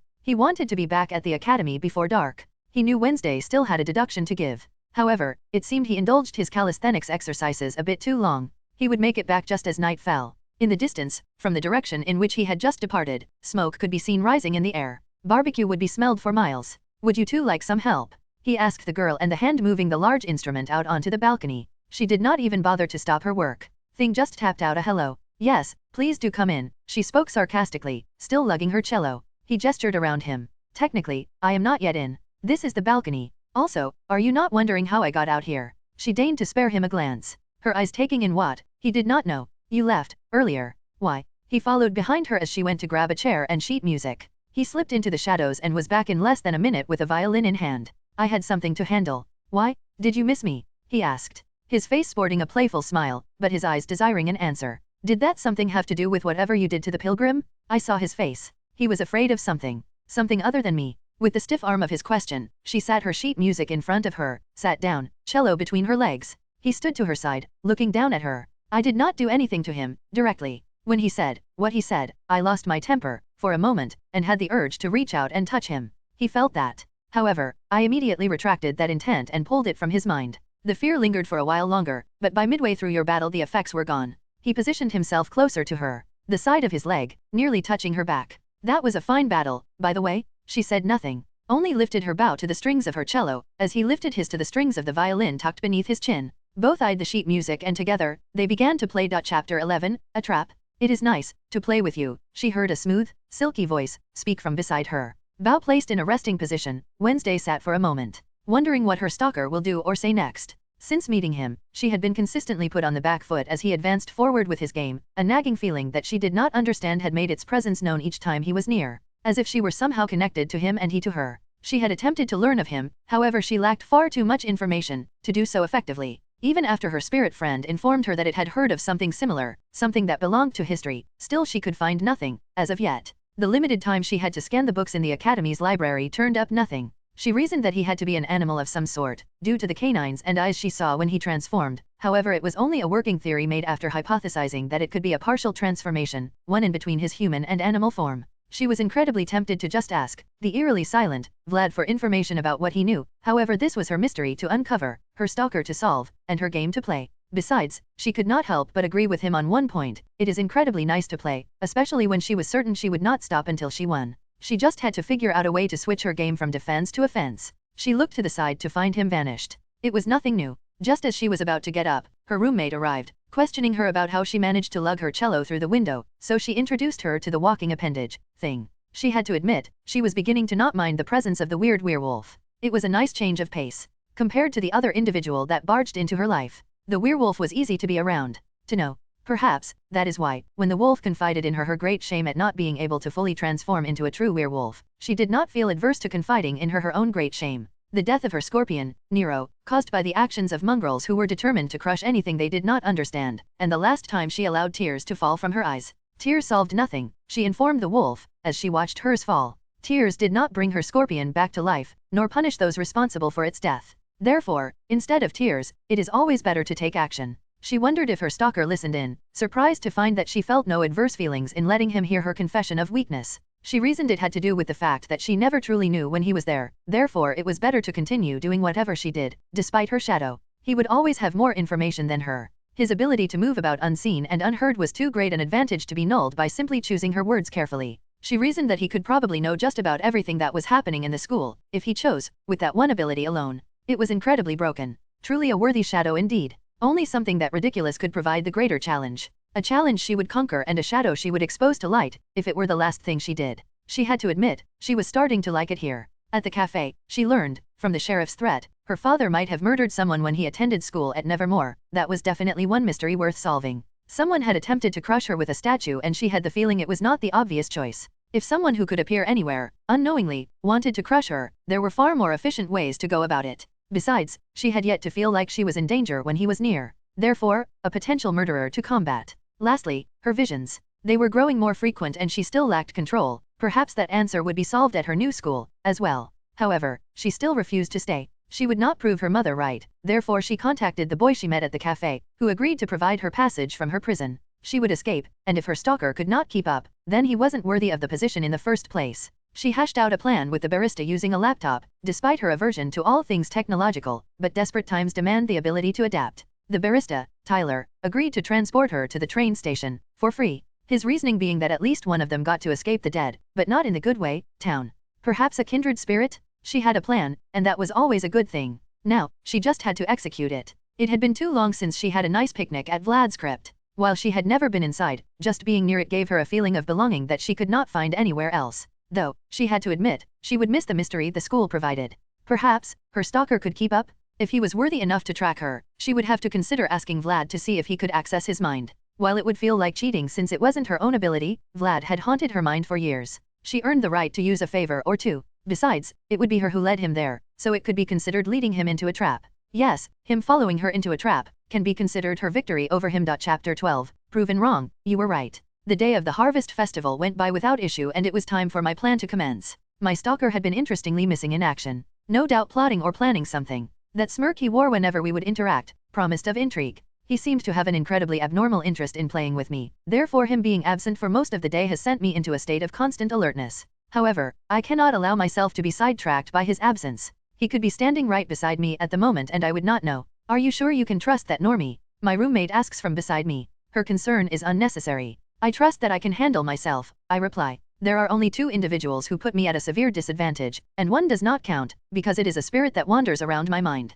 The other is invisible. Tyler appears to be arguing with his father, no doubt due to my presence. His father, the sheriff, does not trust me at all. He believes my father to be a murderer and it is likely that I do not fall far from the tree. He is partially correct. I am not adverse to murder, however only when it is necessary and only when the world would be less filthy without them. Well, good luck and safe travels. My roommate, Enid, goes in for a hug, which naturally causes me to take a step back. I will hit her. However, she gets the message. Still not a hugger. Got it. She relents from her ridiculous display of affection and walks away. I look to the side and see Weems watching me while eating a burger. No doubt, believing herself to be capable of stopping my escape.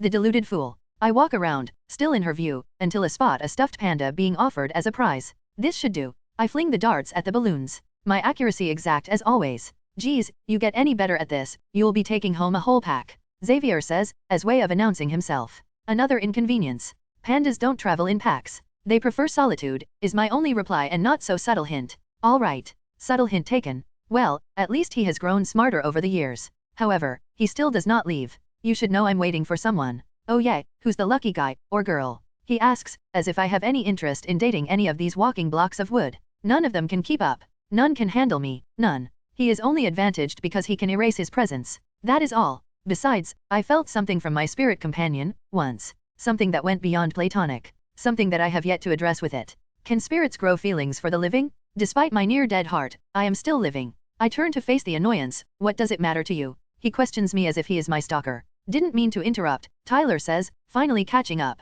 Xavier seems put off by him. You're not, his only reply, before moving along. There seems to be a story there. Perhaps a mystery as well. Though, not one that has my interest. Tyler proceeds to inform me of his curfew and the collapsing window of time we have if we want to make our move. I've got some dead weight I need to lose first, I inform him, my attention diverting to Weems enjoying her burger. She waves. The smugness is annoying. I focus back on Tyler, meet me behind the parking lot when the fireworks start. He nods and is off. The dart booth operator places my well-earned giant stuffed panda down on the counter in front of me. Excellent. You see that sad, lonely woman over there? He does. She is hard to miss in her dress and coat that do not fit the festival environment. She needs this pathetic validation more than I do. I hand him a 10. Would you mind distracting her? Perfect. Naturally, Weems takes her eyes off me and turns to look at the panda, and with that, I pull a Dracul and disappear. I arrive at the meeting location to find Tyler. He hands me the police report of my father's supposed murder. Is this done out of kindness? He seems harmless enough. We turn to make our way to the parking lot. However, before we can reach whatever ride he has set up for our escape, the Three Stooges from the cafe are back once again.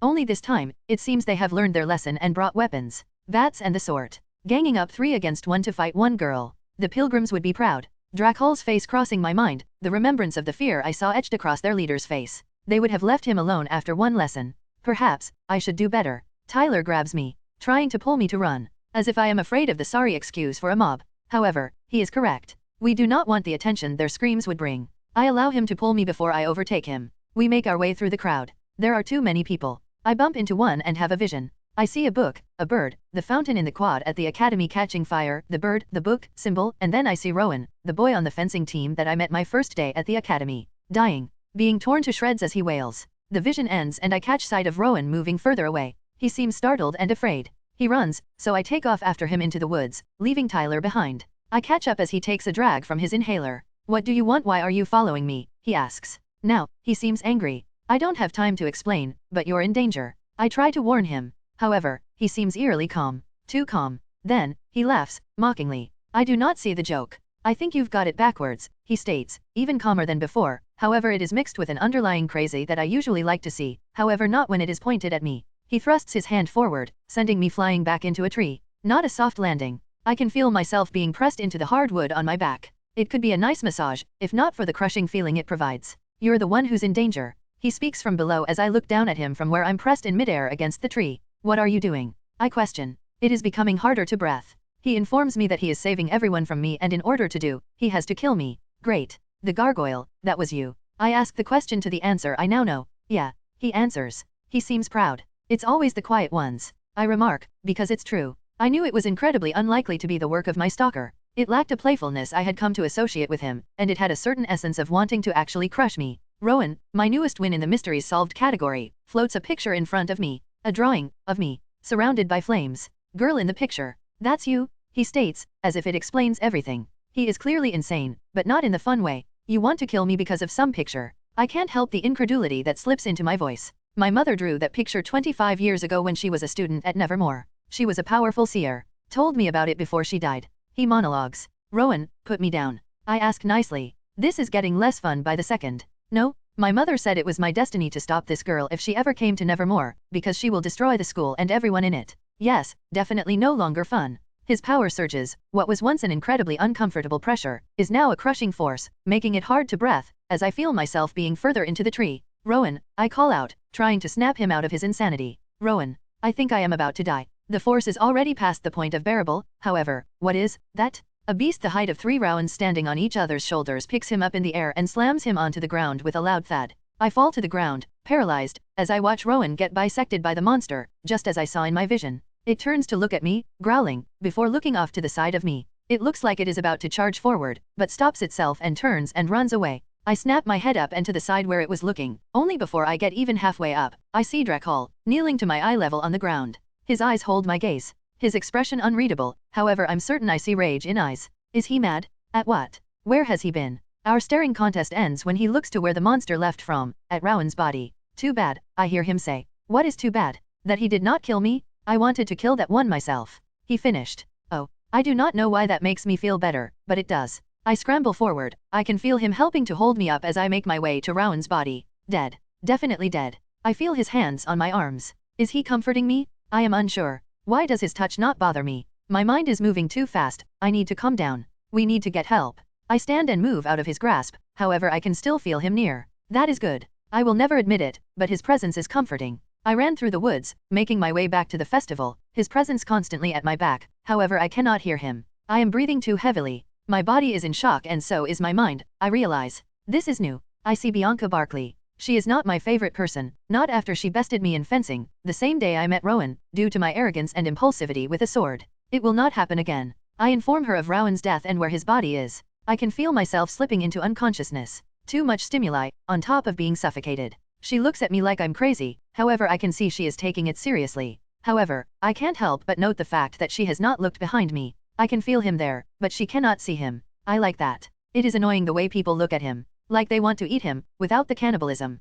It is probably why he does not appear before them. Only before me. She runs off. I can feel my vision darkening. My legs growing heavier. My body rocks forward, then back, and then I feel him, physically. His arms wrapped around me. I feel safe in my stalker's arms. That is irregular, but I have never been called normal. My vision fades and consciousness eludes me. He better not undress me. The next time I wake, it is night. I am in my room. Alone, not alone. I lift my head from my bed and look towards my desk. There he stands, reading what definitely does not belong to him. Annoying. I go to stand and he is before me, standing incredibly close, but not touching me. I did not realize until this moment that the first time he has ever touched or attempted to touch me was when he did it to keep me from falling. However, this time, he does not move to help me. That is good. He recognizes my strength. Only a good stalker would. He is still worthy of the title. I walk past him and move to my desk to see what had his attention. The drawing of me surrounded by flames, and the arrest report of my father. I know he likes a good mystery, as well. Why else would he go about acting in such a way towards me? He clearly wants me to search out answers about him and figure him out. Why else would he ask me for my deductions, than simply telling me who and what he is? I do not mind. The thought crossed my mind that he could have been sent by my family. They know how much I love a good mystery, and this one is packaged incredibly nicely. I am not vain, not in the least. However, I can see what looks appealing and what does not, and my stalker certainly looks appealing, in every way I have capable of discerning. In his human form, everything about him says, refined elegance. His flawless brown skin, flowing hair, even the all-black clothes that he constantly wears. I can tell they are not the same silky black outfits. Sometimes, they are silky smooth, others, a more denim bottom, but most just casual dress pants, with the always present button-down black tops. The earring wasn't there when we first met, however it complements him incredibly well. A sword. Is it a hint? Does he know the sword? Is he better than me? If my family was going to send anyone, other than Thing, to keep watch over me, he would be perfect, however I do not believe him to be an agent of theirs. He does not seem the type to take employment from others. Besides, he also seems to enjoy being around me for his own purposes, not through external factors. He is odd. An appealing mystery, seemingly made just for me. I sit at the desk, looking at the material presented before me, the picture and the report. What do you think? I ask him. I can feel him standing behind me. He leans down. I feel him moving closer. His presence somehow subtle, but also expansive. His head is just above my shoulder, face beside mine. A preferred position of his, perhaps, I think. He turns his head, so he is speaking directly into my ear. Yes, he definitely enjoys this position. You have homework to do. Then, he was gone. His presence, his scent that I cannot place lingering in the air. He is truly annoying. I pore over the papers. The appealing annoyance is correct. I do have homework to do. The crystal ball given to me by my mother in order for them to communicate with me begins to show life. They informed me they would contact me at the end of the week. Has it been a week already? And there they are, my father Gomez, and my mother, Morticia. Hello, my little black cloud, my father waves in his insufferably cheerful demeanor. I do not believe I have ever seen the man sullen without significant reason. They smile their smiles, untold sinister machinations hidden behind them.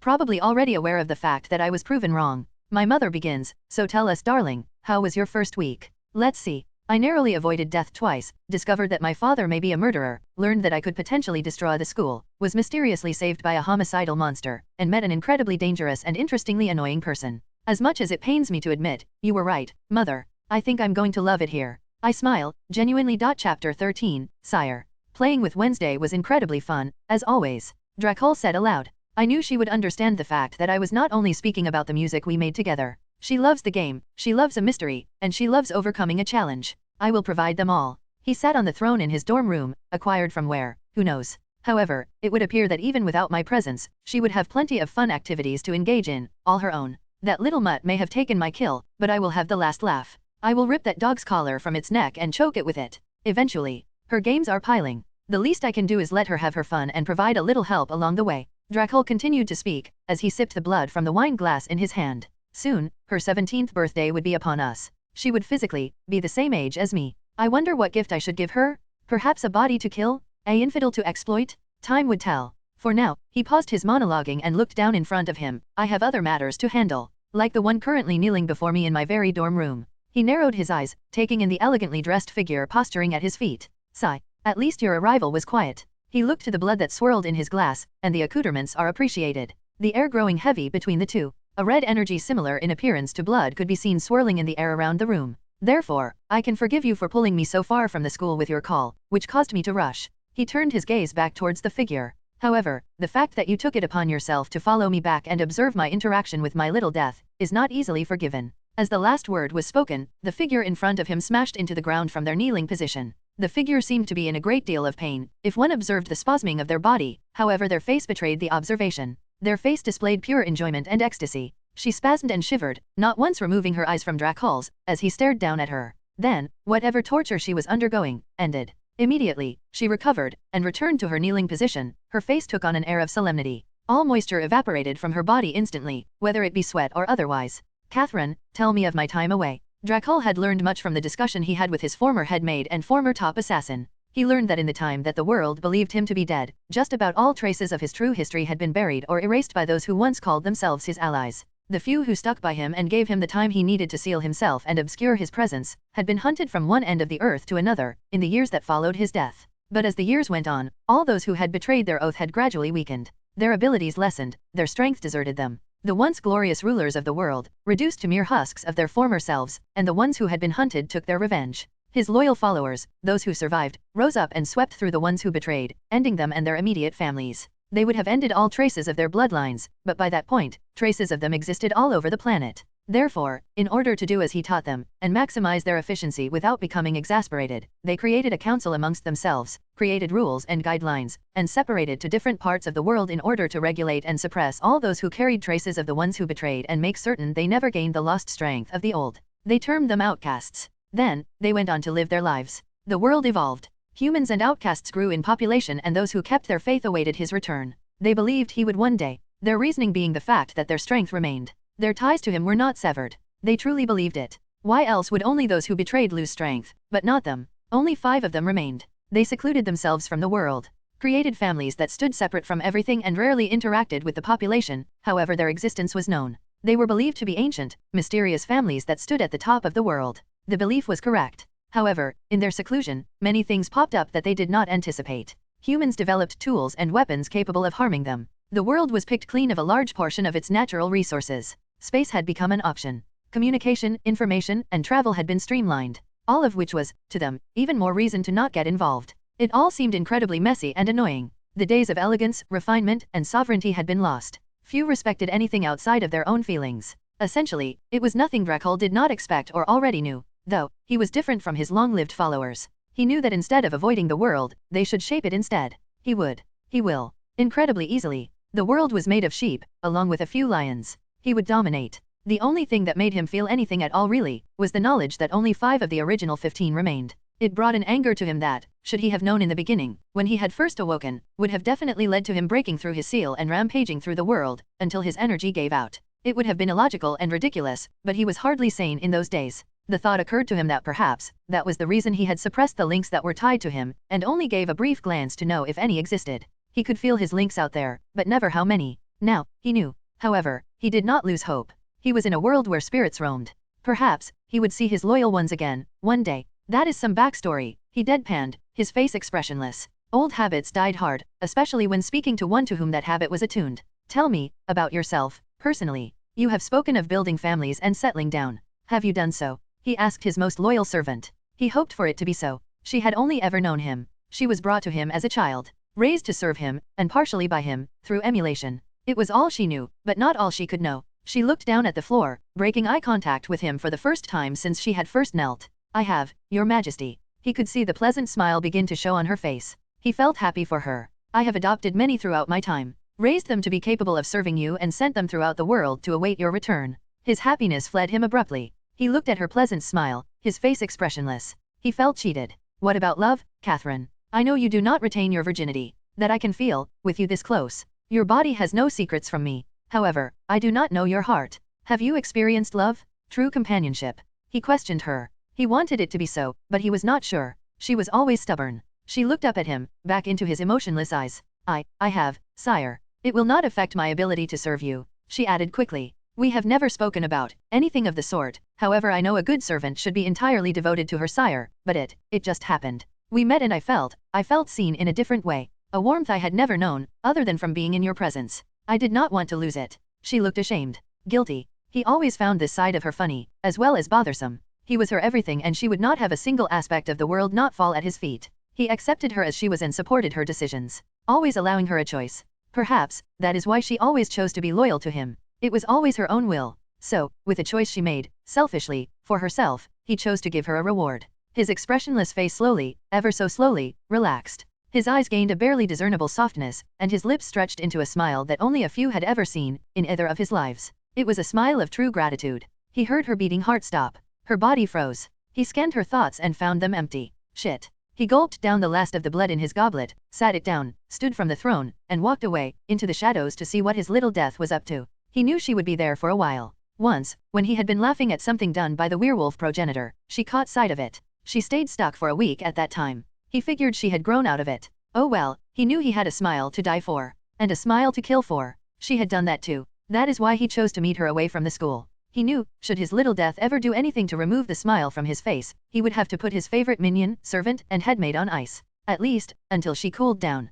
Pun intended, because he would literally freeze her from the inside out. It was a favorite move of his. A movement with style. Chapter 14, to be believed. Well, that took a dark turn. Drac could not help but think, as he saw Weems attempting to gaslight Wednesday into believing that she did not see the Aunt Rowan get shredded by a giant dog. She should be coming to me soon, since I am the only other person, as far as she knows, to have seen the events play out. He speculated, as he took in the conversation between the sheriff, Wednesday, and Weems. While playing a game of figure me out is fun, outright lying to her or making her feel crazy would do neither of us any good. However, I also cannot involve myself actively in her investigatory work, otherwise it would no longer be her work. Drac watched as Wednesday had finally had enough of Weems' nonsense and decided to speak to the sheriff alone. Someone is trying to cover up Rowan's murder. That's the only reason to scrub the crime scene. Wednesday correctly remarked. However, is that your professional opinion as the daughter of a murderer? The sheriff is a dick. He believed her to be playing games. Drac could see the slight desperation seep into her eyes as her tone of voice increased a level. The desperation that comes when one knows themselves to be right,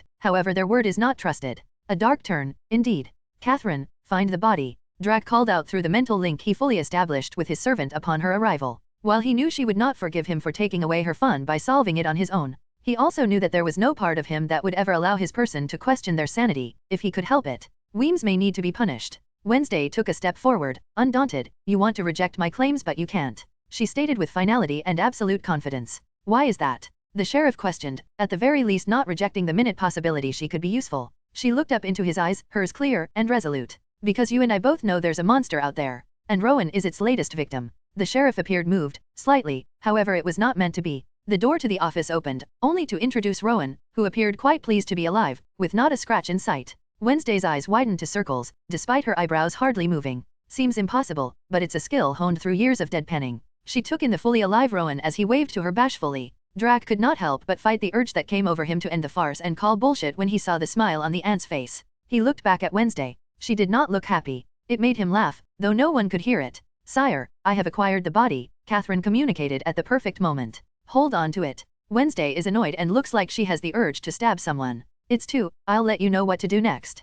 Dracul cut the communication. Some things need not be shared. Drac left and made his way to view the dead Rowan's remains. Wednesday had a therapy session to endure and he wanted no part in that paltry excuse for helping mental health. The woman was incredibly condescending. The naked body was still shredded, however it was missing a hand. That was new, and worth looking into. Where was it? He asked his most faithful follower. On its way to be incinerated. She spoke up calmly from behind him. He took out a letter. I see. Wednesday is currently in a therapy session. When it is done, hand her a note informing her to come to the school's incinerator, if she wants answers. Do not introduce yourself. Do not speak a word. Simply hand her the letter, bow, and use the mist to disappear. Later, you will go to her room. Be there before she arrives. You will inform her that you were sent by your master, Vlad, in order to check out the school environment. You had heard Nevermore was experiencing irregularities. You will not be sticking around. Answer any questions she has. If she asks of Dracul Dresden, inform her your master instructed you to not interfere in the matter. He believes that it would be good for her to have a friend. Drac gave her instruction, then grabbed the corpse by the ankle and disappeared into the shadows. He could sense Catherine still observing him, his presence able to be perceived through their link. He knew she wondered what he was thinking, but to him, it was simple really. Wednesday had no way to acquire information about him from either of his names, without asking for help and admitting a lack of ingenuity. Vlad's crypt was located in Washington, completely out of reach, and Dracul Dresden was just a name that could be traced back to a rich recluse that the world knew very little about, let alone if he had a son. She needed a string to follow and there were far too many balls in the air for her to juggle on her own. Games are good, but overwork is only for the Commonwealth. This way, she gains an advantage, and a source for background information that she so desperately needs, as well as planting the idea that Vlad is more capable of touching the world than she originally believed. Wednesday POV. That was a waste. Wednesday thought as she made her exit from the therapist's office. I know what I saw. He knows what I saw, however the one time his presence is actually required, he does not show. Is he trying to avoid me? No, he has no reason. He knows that I know he knows. Is he a part of the cover-up?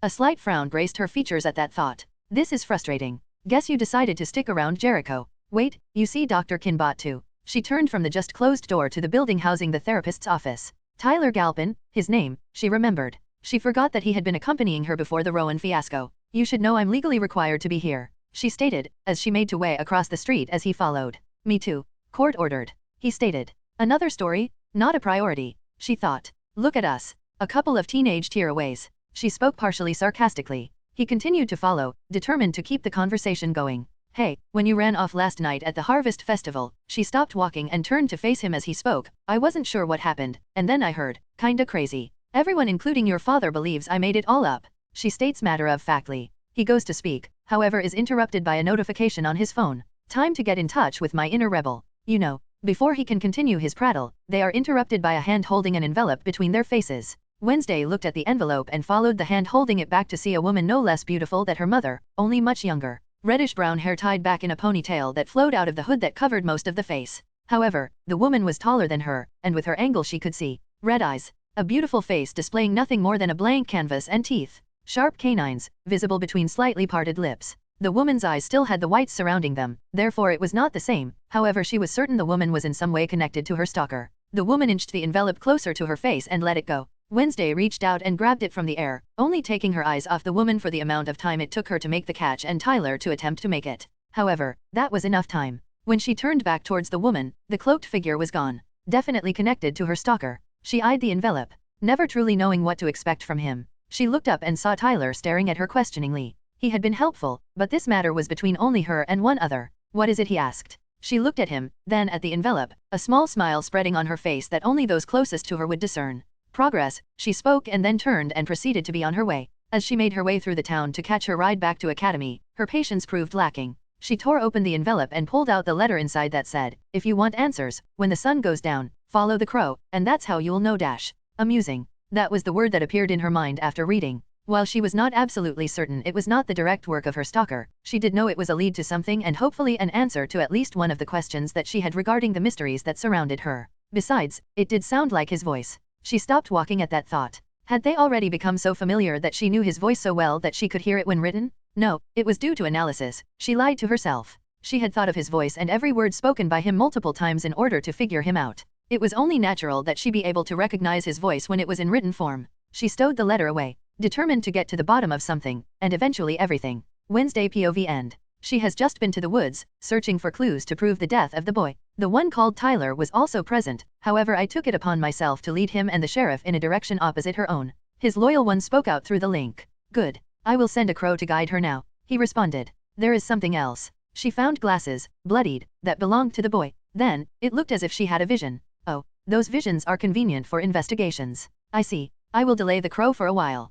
Keep watch until she arrives, then head to her room. It is time she connected some dots. He cut the link. The sun would soon be setting. Candles, check. Black licorice, check. White lilies, check. Body set to be incinerated, check. Dracul surveyed the school's incinerator room that he had set up into, what he called, a very romantic spot. Black curtains draped around the room, the walls completely covered. A black table, set up with 2 black chairs, black metal platters on the table, covering an unknown meal. And candles and white lilies spread throughout the room to provide ambience. Knock knock. 2 monotonous knocks sounded out. He moved to open the door, welcoming Wednesday with a black crow on her shoulder. He waved off the crow, as he extended his hand to guide her across the threshold. She looked into his eyes and then at his hand. Her face gave nothing away, however after only a few seconds, she extended her own hand forward into his. He could not help the smile that spread on his face, especially when he saw her eyes drawn to it. He pulled her forward, allowing her to stand in front of him, as she took in the room. He watched her eyes scan, taking in everything, until they came to a stop at the body exposed from the open incinerator.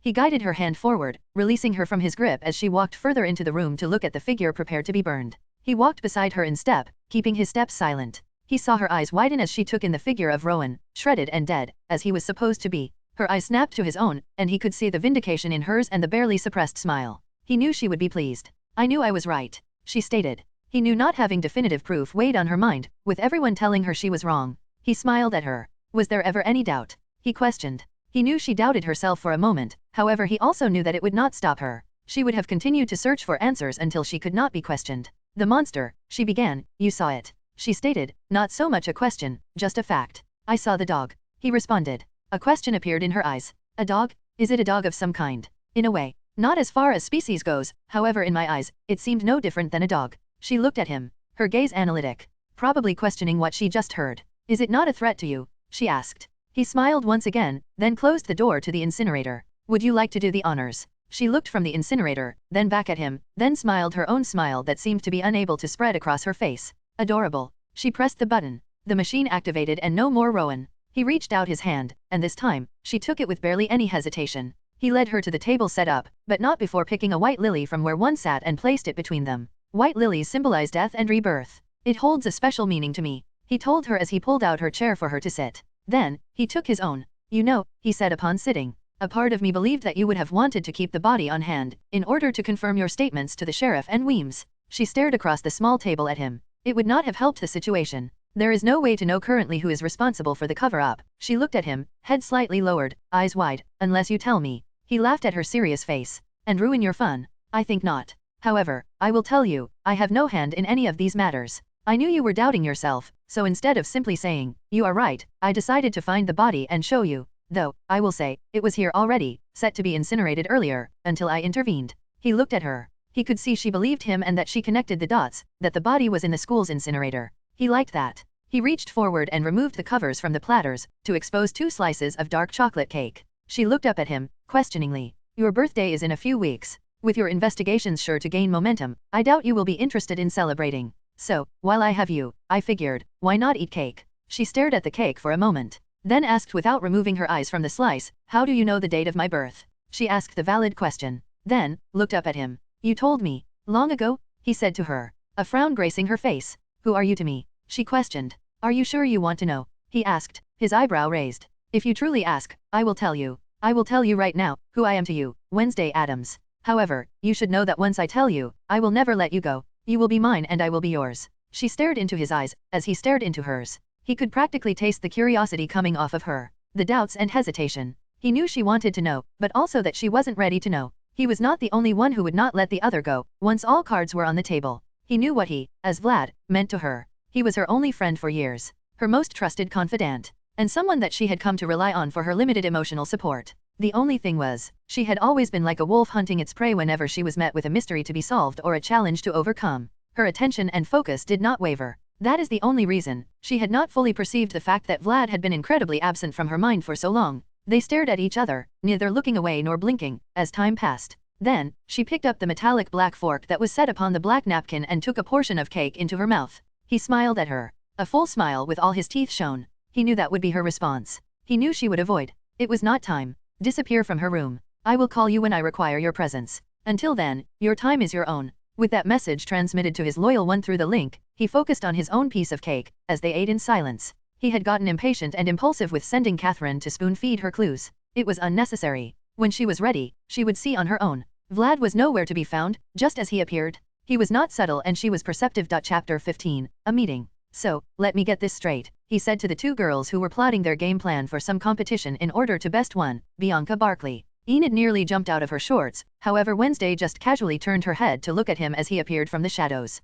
After our date, you went on a date. Enid rudely interrupted, nearly screaming, forgetting her previously tearful expression. They both deadpanned at her, then, turned to stare at each other. After our date, you took it upon yourself to sneak into Xavier Thorpe's room, where you overheard him and Bianca speaking about you, and your first thought is to join a competition to put her in her place. He asked her, as he made his way to flop down on her bed. Why not just throw her out a window? She walked over to him and swung his incredibly toned legs covered by black slacks over the side of the bed onto the floor, before his illogically clean dress shoes could land on her bed after his flop. Now, with only his upper body laid back on the bed, she countered, she needs to be humiliated and taste defeat. To do that, I need to beat her at this competition, she stated with determination. Enid turned to where Drac was laying as she skipped over, but she's mostly doing it because we're friends. She chirped happily, still forgetting the tears on her face over the lose of one of her sabotaged teammates, who would be replaced by Wednesday. He gave her a thumbs up.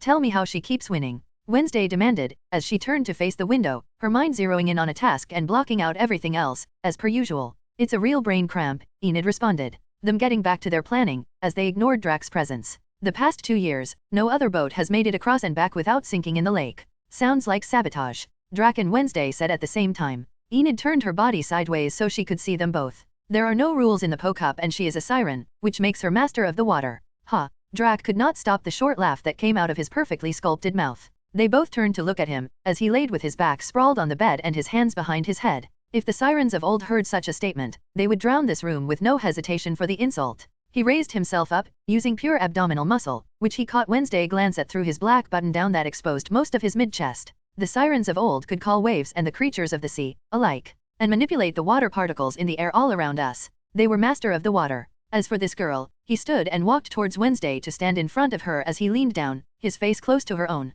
You two just need to beat her at her own game. Then, he winked, turned his head to the left, they followed his vision, however at the last moment, Wednesday snapped her eyes back to him. He smiled wide and faded into the mist. You learn fast, my little death, were the words he left behind as he shadow walked out of her room and removed his presence from her surroundings, letting her know he was truly gone, but not before he heard another shout sound from the room. You had a date. The day of the competition was sunnier than usual. He proceeded to rectify the situation by producing cloud cover to obscure the light. Better to set the stage for her competition. He spread his wings from his back for the first time since he regained his freedom. His body was not ready to disperse into bats, but that much was possible. Or it could be that the action reminded him too much of his father. He was not completely sure. He took to the sky, shooting up quickly, perception obscured around his form. He watched them get into boats, Wednesday in her leather cat outfit. He would need a picture. They set off through the lake. He noted Bianca signal one of her sirens on shore, before he dove into the lake. Despite comparisons unable to be made between the past and present, the sirens were still fast in the water.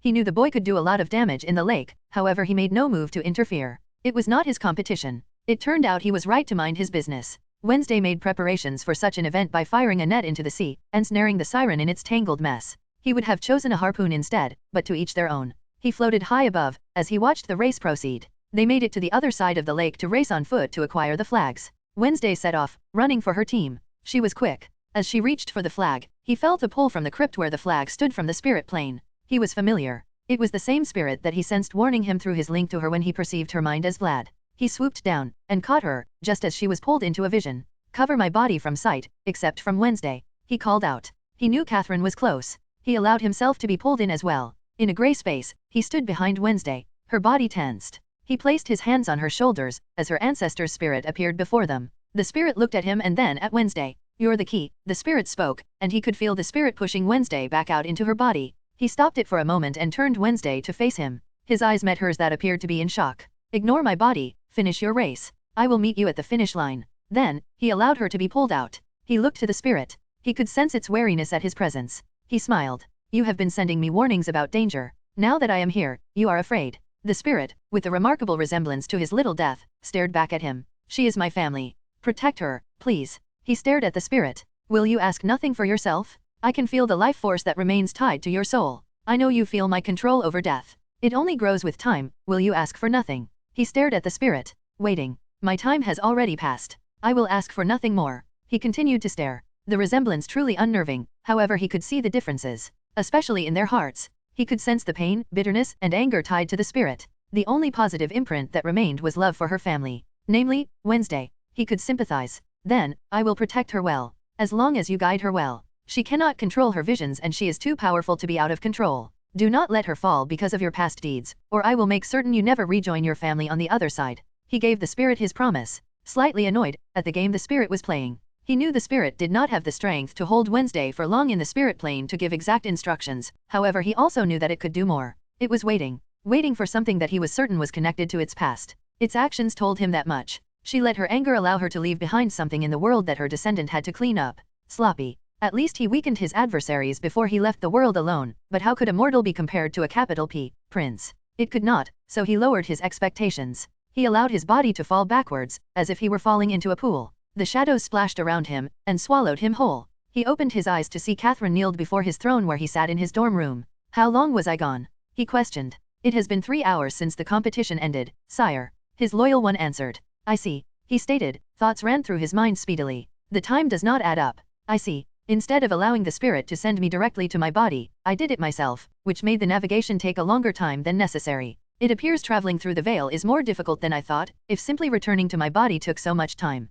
He reached an answer to his speculation in the span of 2 seconds. What happened when Wednesday returned from her vision? She answered, still knelt. She stiffened when she first woke, due to her being in your hold, as you two leaned against the crypt, however she relaxed immediately. It looked like she was about to close her eyes and lean into you, however her competition was there and taking their flag. So, she hesitated for a moment before getting up, grabbing her flag and running, only stopping once to look back at you. Good, good. He knew she would finish the competition. He just liked the fact that she was growing more comfortable being in his arms, and despite her hyperfocus, she still broke it to look back at him. He was feeling good. Ah, to be beautiful. She just couldn't take her eyes off of me, he thought to himself, lamenting the fact that only he could know the feeling of being the most attractive being in the world. Then, he remembered that he was not alone. He focused his attention back on his loyal one to see her, looking at him. He knew, she knew, what was going through his mind. His well-deserved vanity was infamous throughout the universe. Only he was worthy of the title of most handsome, so why should he not? He almost got distracted again. He narrowed his eyes at Catherine. Her face betrayed nothing. He considered if he should punish her or not for her insolence of observing him gloriously observing himself. He decided against it. Everyone deserves some pleasure in life. He felt that he was incredibly generous. The most generous, enough well-deserved narcissism. He moved on, brushing past her earlier debacle of not respecting his privacy. I informed you to do something with your time. Why are you still sticking close to me? He asked, before immediately deciding to walk back the question. He already knew. He saw her face take on a look of devotion. Never mind, do what you will. You know my boundaries very well. Feel free to call your lover, if you so desire. I'm certain there are others that you have trained that can handle my menial tasks. He saw her face nearly contort into anger. Only his eyes on her stopped her expression from showing what she felt. He knew, without a doubt, what brought her ire. There are no menial tasks given by your majesty, Vlad Dracul, Prince of Darkness, Vampire Progenitor, and Lord of the Shadows. She spoke out, reverently, eyes full of solemnity. No one could question his prominence, in her presence. Not even himself. He had not forgotten how annoying that was. And it had not changed. She had very little chill, but that's just who she was. With a sigh he stood from the throne and touched her shoulder. He felt her shiver from the acknowledgement. Do what you will, indeed. He walked past her. I have kept my little death waiting long enough. Chapter 16, A Play in the Dark. The spirit world was a little more difficult to navigate than I assumed. It took longer than I thought to return, he told Wednesday, as he watched her unbind her hands that were tied behind her back. The hood only just removed from her head, after her ill-conceived kidnapping at the hands of amateurs. She did not respond. He knew, she knew, only she could see him, at the moment. So, she focused instead on her would-be kidnappers and their ridiculous excuse for a secret society made up of individuals who treated it like a social club for parties and drinking. He knew they did not know their history.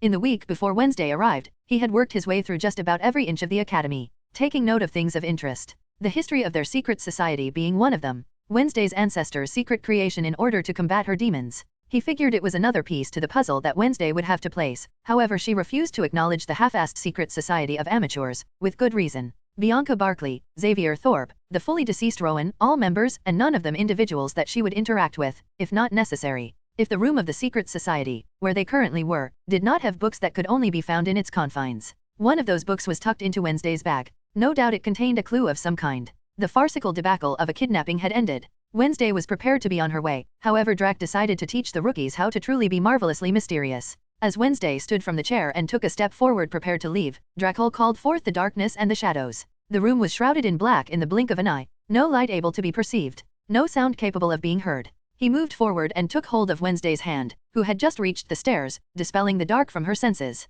She looked to him, breathing heavily, her eyes vivid and alive. The fear, anticipation, and comfort, all present in her usually expressionless visage. She loved the dark as much as he did. That is how one plays with the dark, he said with a wide smile on his face, that she reciprocated with her own. Her mind too erratic to maintain her usual near-dead image. She seemed exhilarated. He pulled the shadows back into himself, illuminating the shaded room, once again. The teens were sprawled out all over the room. Some crawling, others crouched, or curled with their heads in their hands. None seemed capable of withstanding sensory deprivation. At least he left them their sense of touch, otherwise he was not sure how they would react. He reached out and mentally stimulated their neural synapses in order to get their minds working properly, or as properly as they could. None of them were exactly top of the class, except one, Bianca, but her emotional control was too erratic. Too much dependence on a necklace and not enough confidence in oneself. They regained their composure and looked at each other. They saw the fear in each other's eyes and the confusion. He led himself up the stairs, hand still holding Wednesday's. She did not make a move to let go, so he would not either. He kept them shrouded, as they exited the underground secret room. They walked in silence through the school, no longer holding hands. He followed behind her, his hands behind his back, quite pleased with himself. Eventually, they came to her room, where she proceeded to go to her desk, sit, and take out the swiped book from her bag. She placed it in front of her and opened it to a page with a drawing that paired with the one she had of herself surrounded by flames at the school. The other half of the picture showed her standing opposite a pilgrim. She leaned back against the seat, unconsciously edging closer to where Drac stood behind her. What do you think it means? She asked him, as she sat with her back straight, waiting for his reply. I think, he began, that Rowan and his mother were both insane. She turned her head slightly. Explain. She asked/demanded in that way that only those with a certain amount of self-confidence can manage. He leaned forward and placed his hand onto the pages, then turned his head to look at her. What do you see? He asked her. She stared at the pictures for a few moments. I see me, confirming one of my worst fears. That I'm going to be responsible for something terrible, and not good terrible, like Yvonne, but bad terrible, she stated, never once taking her eyes off the picture. He smiled at her assessment, despite her narrow view. Then, I would have to forgive Rowan and his mother for their insanity and chalk it up to them not seeing you, just as you seem to not see yourself clearly. She looked to him, daring him to go on, as he eyed the drawings. I see Wednesday Addams, doing exactly what she has always been ought to do, standing tall in the face of chaos. He looked to her, her eyes still on him. Leave doubt to the ignorant and uninformed. You, and I, need only believe in whatever path we have chosen to walk. As we go forward, those who are worthy will stand by our side, and those who are not will fall along the way, in one form or another. You follow your heart. Your heart follows what is right, what is just, and does not run from. He turned back to the pictures, the misguided. He looked back at her. Follow your path. Let your heart lead.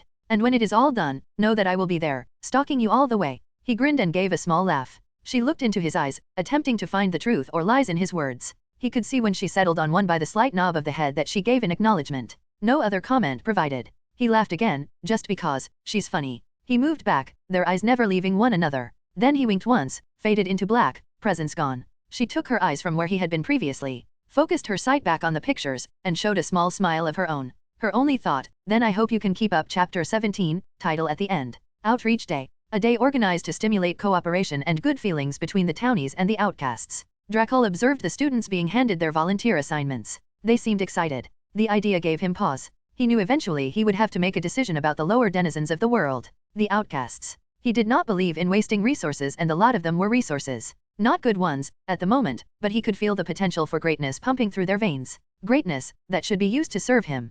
Thinking about their potential, he could not help but allow his mind to drift to the bonds tied to him. As his body healed its damaged cells by slowing consolidating his contained life force, merging and becoming more than just a physical aspect, and returning to one capable of being manipulated just as easily as he manipulates energy, he could sense the bloodlines connected to him more clearly. He was beginning to gain an idea of their conditions, such as strengths, mutations, abilities. He could feel that some had evolved in his time away, some had surpassed their past peak. The idea was one that should have brought him contentment and pride in his subordinates. However, the more he was able to sense, the less pride he able to feel. Instead, a coldness was oh so slowly inching its way closer to his heart. A coldness that he cultivated when he realized that he would have to put down his father and cut those ties. A coldness that allowed him to be capable of doing anything, no matter how gruesome, should the need arise. He did not know where it was coming from, nor did he care. He had always been an individual deeply connected to his instincts. Instincts that had allowed him to survive countless times, growing up in a culture where the royals had to be able to slaughter any who would threaten their people. A culture where they could and would be called upon, at a moment's notice, to fight against the odds to keep their lives and power. Where only their pride allowed them to remain independent, when it would have been far easier to bend the knee. Therefore, when that familiar coldness began to spread to his heart, and memories of his teenage self impelling his would-be conquerors on pikes started to filter through his mind, he did not ignore the signs. Signs that spoke of war. War that would require a coldness that he, since he had awoken, did not want to embrace once again. Dracul looked down, from his seated position on the ledge of the second floor, his eyes focused on Wednesday. The coldness that had been spreading, progressed no further. However, it also did not recede. He could feel himself on the very edge of his humanity. As if she could feel his eyes on her, she turned and raised her head, looking directly at him. He did not know what she saw, but it was not 2 seconds after catching sight of him that he saw her begin walking briskly towards the stairs that led to the second floor. Stop, he spoke out. His voice louder than he meant and intent uncontained, it spread throughout the quad. As if time froze, none moved an inch. Unintentionally, he had bound the entire area. All were aware, but none could move more than their eyes. He saw Wednesday attempting to continue her movements. The coldness receded ever so slightly.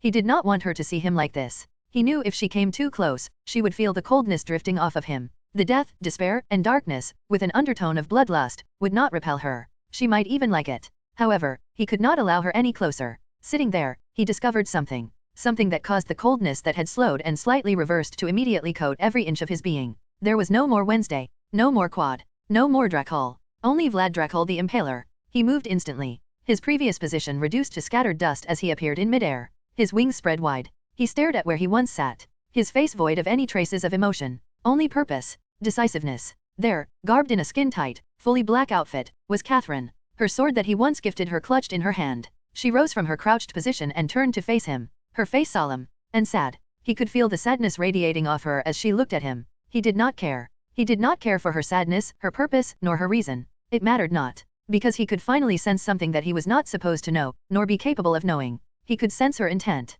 In the past, such a thing was not possible. The bond was only capable of showing those tied to him and their conditions. It was never capable of showing that which went beyond the physical aspect. Their hearts were always their own. Even if he forced servitude, it would only be their minds compelled to submit and follow, but not their hearts. It was one of the many reasons his pride would not allow it. However, he was evolving. As he healed, his being was mending in a way that went beyond the original. There was something extra within him that was elevating his being to a level that he did not know existed. His spirit, as it merged and mended his physical, using his consolidated life force, was allowing him to discover aspects that did not originally exist, as every part of him became one once again. They stared at one another, him looking down at her and her looking up at him. Neither moved to engage. How did you know? His loyal one asked him. I know you better than anyone. I have observed you carefully, closely, watching. You never once suspected me of anything. Until a moment ago, I saw it in your eyes. I recognized those eyes. How did you know? She questioned him again. He continued to look at her. He could see her growing desperate. I know you are at your weakest.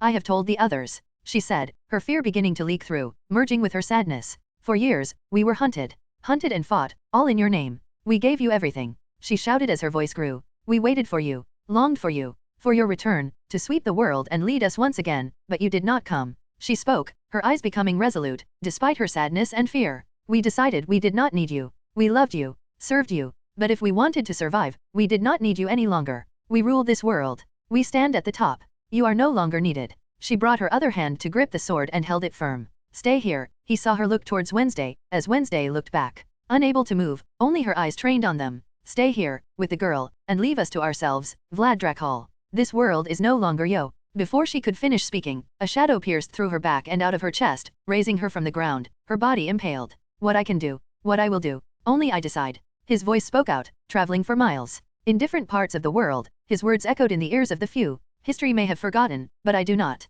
He descended, hovering over his impaled loyal one. Her body frozen. This world can only follow, after I have walked my path. That is what it means to stand absolute. Gather your forces. Firm your resolve. Vlad the Impaler has returned. He waved his hand. His loyal one swallowed by the shadows. He hovered there. His face betrayed no emotion. Only resolve. My path is my own. Only one heard his words that time. He turned his body. His eyes lowered onto hers. Her eyes unreadable, too many thoughts going through her mind. Vlad, though, we walk it together. His voice sounded in her mind. His mind, allowing the slightest bit of warmth. The bit that belongs only to her. He could see whatever thoughts occupying her switch, as her eyes showed shock, and something else. He flapped his wings once. Everyone in the area regained movement. Their eyes glazed over. Then, they continued doing whatever they were doing before he and his servant exchanged words. However, he was no longer there. Wednesday looked around, attempting to find him. Her head swung in every direction. He was gone. She looked around her, seeing that nobody seemed to acknowledge the events that just passed, and knew that only she remembered.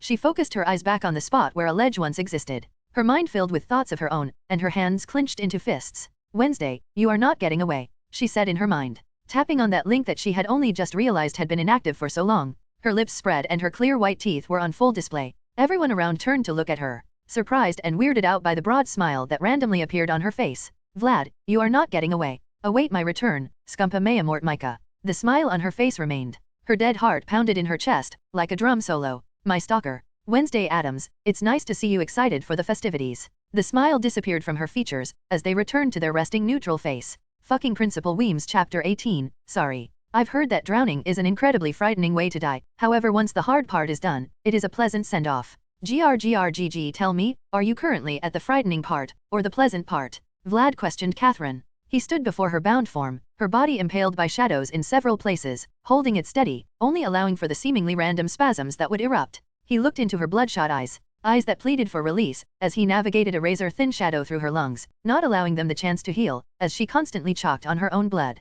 Naturally, there were simpler ways to go about torture, but Vlad had never claimed to not be creatively sadistic, when he wanted to be. He knew she could feel the shadow tearing apart her body, over and over, as it tried to heal itself. Only to slightly heal, provide an idea of relief, and then tear again. Manipulating blood is easy for him. However, the feeling of actively having oneself torn to shreds is far more nerve-wracking than simply boiling blood or reversing its direction. I can feel you attempting to reseed into yourself, he said, as he sat down, his throne composed of the darkness of the forest surrounding them. It will not work. Your mind, body, and soul are stuck in this moment, until I release them. There will be no escaping into your psyche, or subconscious. You will exist only in your drowning state. How does it feel, to know that you cannot escape, even into your own mind? Do you still feel powerful? He asked as he looked down at his loyal one. I know you must have your reasons. Reasons that go beyond simply not wanting to lose your position, or whatever you and your council call your titles, however none of it matters. That is not why you will die. Vlad watched his most loyal servant, and one of his oldest friends choking on their own blood, as he gave his monologue.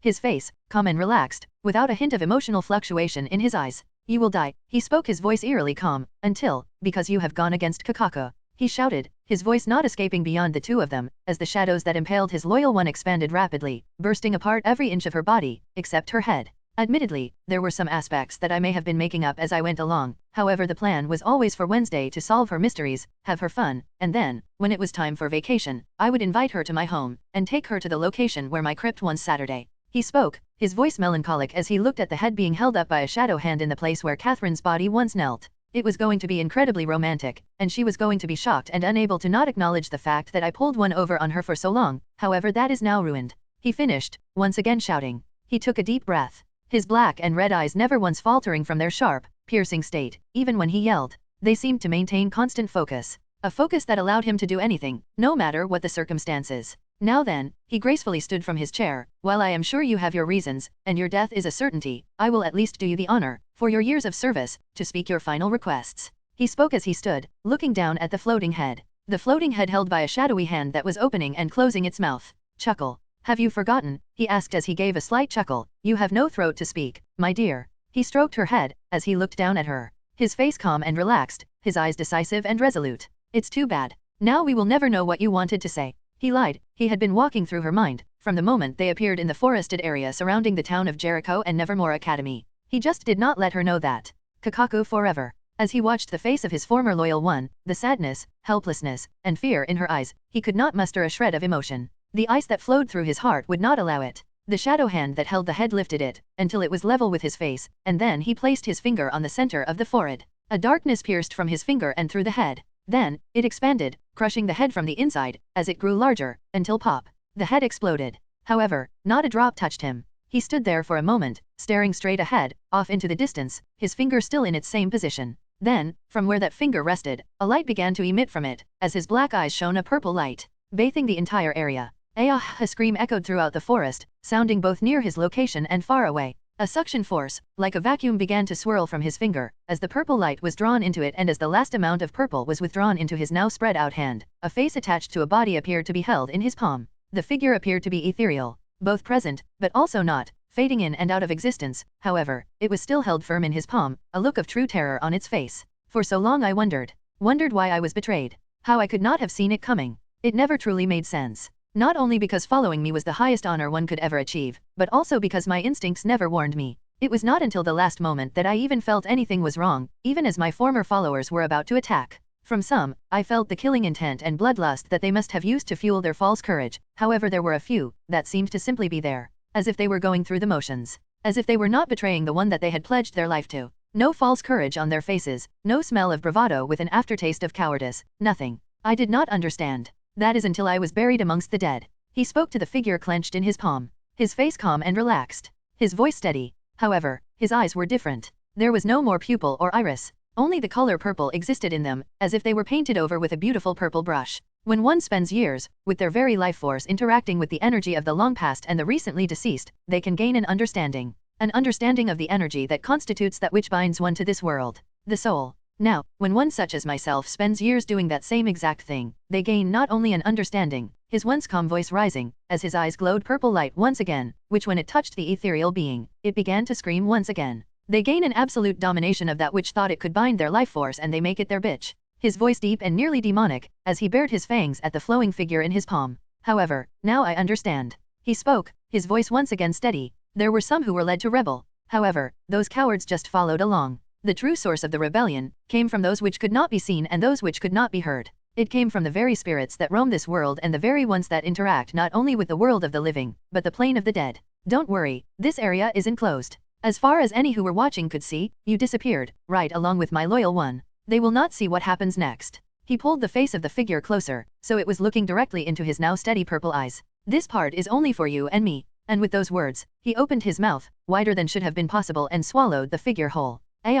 Vlad let out a bellow that should have spread for miles, however no one outside of himself could hear it. His body shone with purple light emitting from cracks that were not visible until that moment, as they seemingly mended and closed up, until the only light spreading from his body was coming from his eyes, ears, and mouth, until his screams stopped. He closed his mouth, his eyes, and the light began to dim from his ears. He stood there unmoving. Hua. He blew out a long breath. A purple gaseous substance flowed from his mouth. He rolled his shoulders and flexed his neck. His eyes opened, back to their previous normal golden brown state. He raised his hand and looked at it. Then, he straightened his arm forward and pointed his finger ahead. At the tip of his finger, blood began to gather from the surrounding area. The blood pooled until it was a liquid blob. At the tip of his finger, a slit opened, and a purple light shone out for only a moment, then receded, then a single drop of blood exited his finger. It flew straight into the swirling blob of blood and upon contact, was absorbed into it. Then, where the blob once floated, a figure began to form. Arms, legs, head, all took their proper place, and solidified into the lithe form of a woman. Her body floated, becoming more human by the second, until a beautiful figure stood in midair where the blob of blood once did.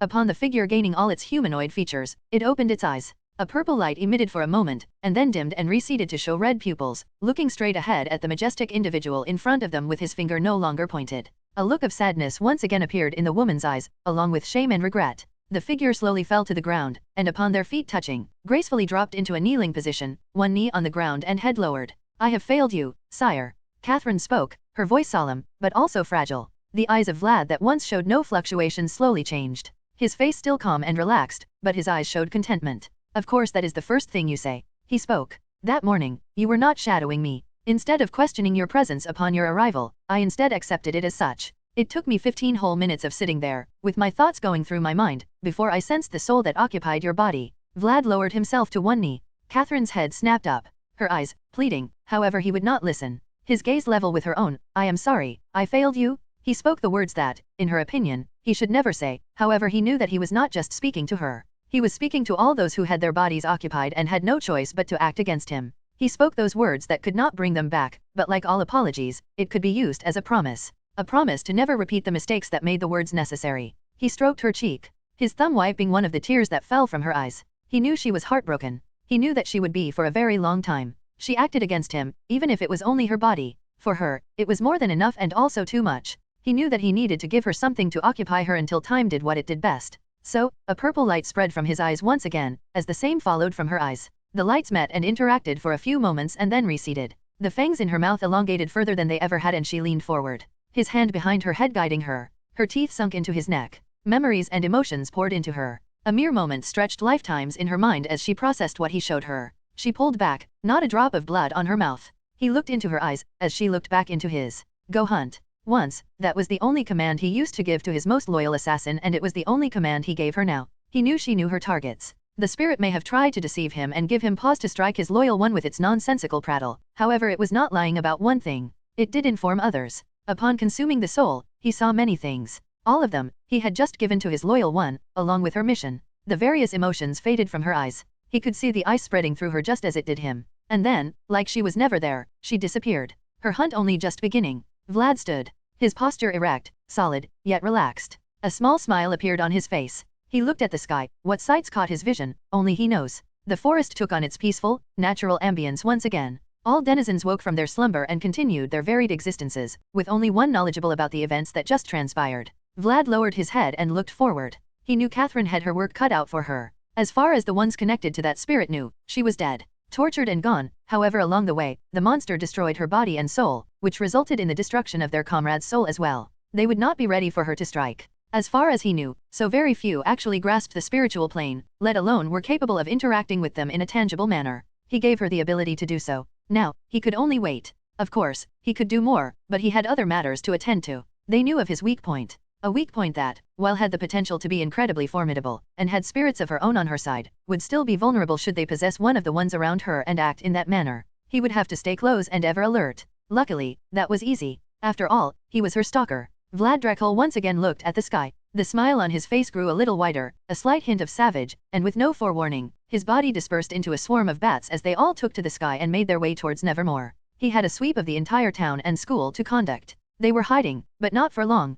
Chapter 19, Curious. If one were to let Vlad tell it, he would say that sweeping the town and academy took more time than he thought. However, if one looked closely, and could see through the mist, they would see the swirl of bats constantly going back and forth, left and right, with seemingly no purpose. However, there was a purpose. To have fun. Since awakening, Vlad had only ever really had fun, when he was interacting with Wednesday. There was not a single point that he truly felt free when he was not in her presence. Perhaps, that is why, instead of being there, he ended up taking far longer than necessary, and had to spread his senses miles in order to locate her presence. Once the link was dimmed, he found her, huddled up, in the rain, in some burned-down shed-looking structure. The link could not connect, because she was not in her body. She was pulled into a vision. A deep one. An intense one. He had the thought of stepping into the vision, seeing what she saw, helping her along the way, however he did not, for the very same reason he had not already solved her mysteries for her. Wednesday had potential. Great potential. Visions were only one aspect of her bloodline, a bloodline that had ancient roots and deep ties in spirit magic. If he had not been buried and comprehended his own understanding of the soul, he might require her assistance, not as she was now, but as she could be in the future, though, he still might take it, when she grew stronger. His body reformed, the bats merging to become his physical form, once again. He channeled his ability to manipulate clouds and opened the area around her curled up form, preventing the rain from dropping on her. Then, he sat down beside her, and pulled her into his embrace, waiting. Thing came and joined him and her in their dry spot, climbing up onto his shoulder. It seemed they would be waiting together. Luckily, she did not keep them waiting long. She woke with a start, her breaths erratic, though quickly calmed down. She leaned back into him, though she did not turn around. He could feel her body relax. I saw her. The girl in my visions. She spoke to them. Her name is Goody Addams. I believe she was my ancestor from 400 years ago. She finished the last part, turning her face to look at him and Thing. He only looked at her. She was telling him nothing new. He had already found record of Goody. It was not difficult to recognize her when he saw her. So, he just gave her a thumbs up. She looked annoyed for a moment,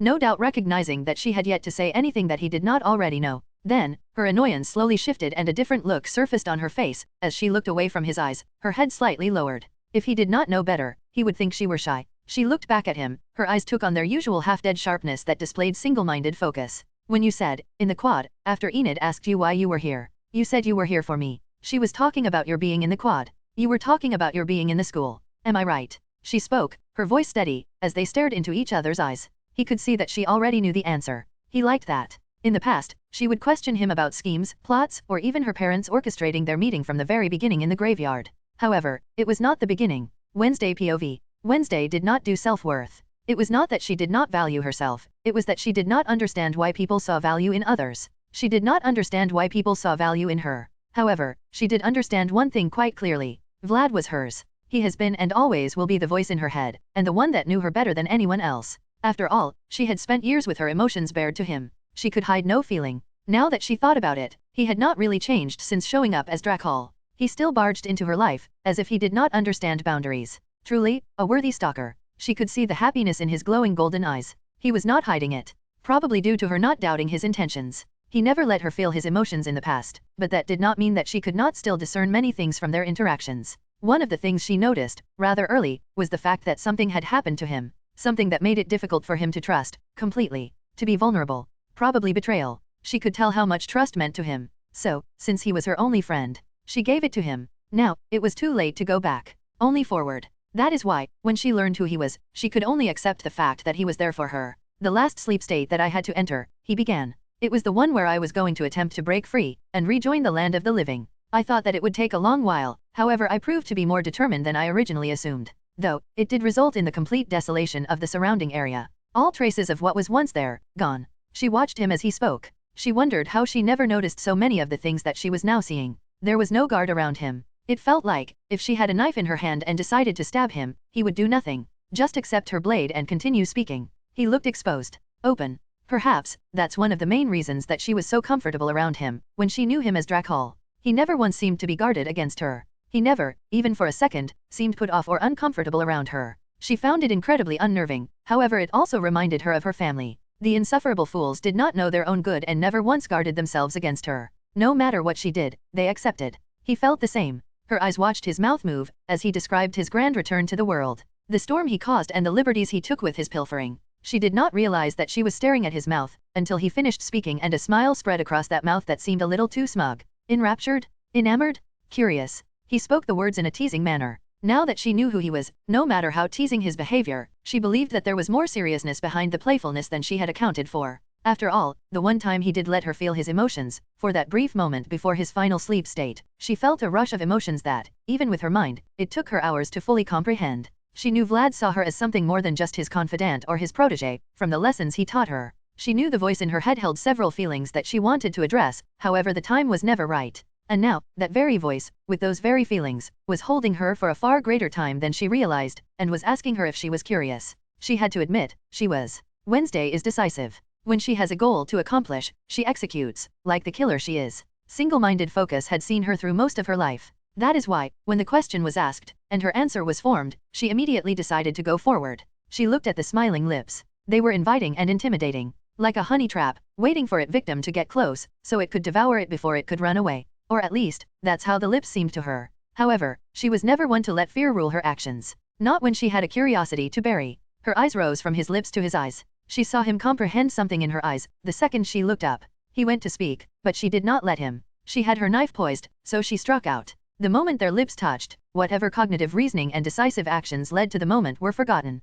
She had never believed in meditation. It was never necessary. She could focus her mind on a single point with no need for deep breaths or sitting in silence. However, if she had meditated, then she might have been able to regain access to her mind, after it completely shut down. She felt like she was drowning. Like she was being buried and sinking deeper and deeper into the abyss. The problem was, she liked the dark. However, many seconds later, she pulled back. Her breaths coming fast. She was certain she was beginning to sweat. She should not have done that. She looked at her stalker. His eyes were unfocused. Dazed. She felt a sense of accomplishment at that. At least she was not the only one affected in some way, though. His disarray cleared up in the blink of an eye. Literally, she blinked and his eyes were once again honed on her. His expression was one that she could not discern. She tapped into the link that connected their minds. It felt strong. Stronger than ever. She could feel him through the link. She could physically feel him in a way that she could not before. Like his presence was connected to her. Wednesday, that is for pulling one over on me. She spoke through their link, matter-of-factly. Then, she got herself up. Before she could straighten completely, she saw Vlad already standing straight.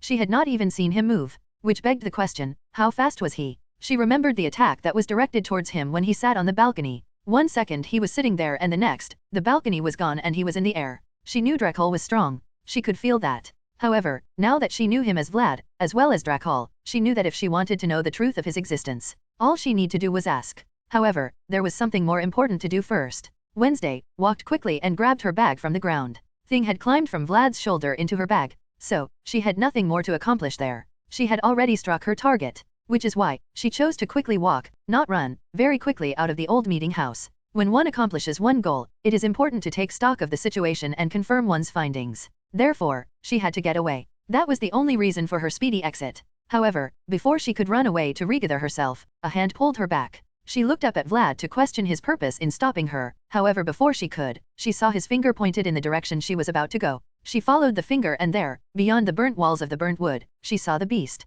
It was looking at them. Then, turned and started running. It was fast. She took off after it. Half her focus on the beast that she would hunt and the other on the presence that she could feel behind her. She should be focused on her target. She had a mystery to solve and a monster to unmask. However, focusing on one thing appeared slightly impossible. That is why, when she reached the location she had seen the beast disappear from, she could only follow footprints. They were animalistic, until they were not human. They became human. She turned her head to the presence behind her. She saw no surprise on his face. He already knew. Of course. She would never admit it, but his ability to move unnoticed was one that she greatly desired. Then, it would be her who caught him off guard. Wait, she already did catch him off guard. Once again, in the span of only a few minutes, she felt a sense of accomplishment at her action. She felt that, based on what she had seen of him, throwing him off his game was not a small feat yet. She had done it. That was almost, as good as her first kiss. At least the monster was good for one thing. She no longer felt the urge to quickly walk away from Vlad. Chasing her prey had calmed her mind.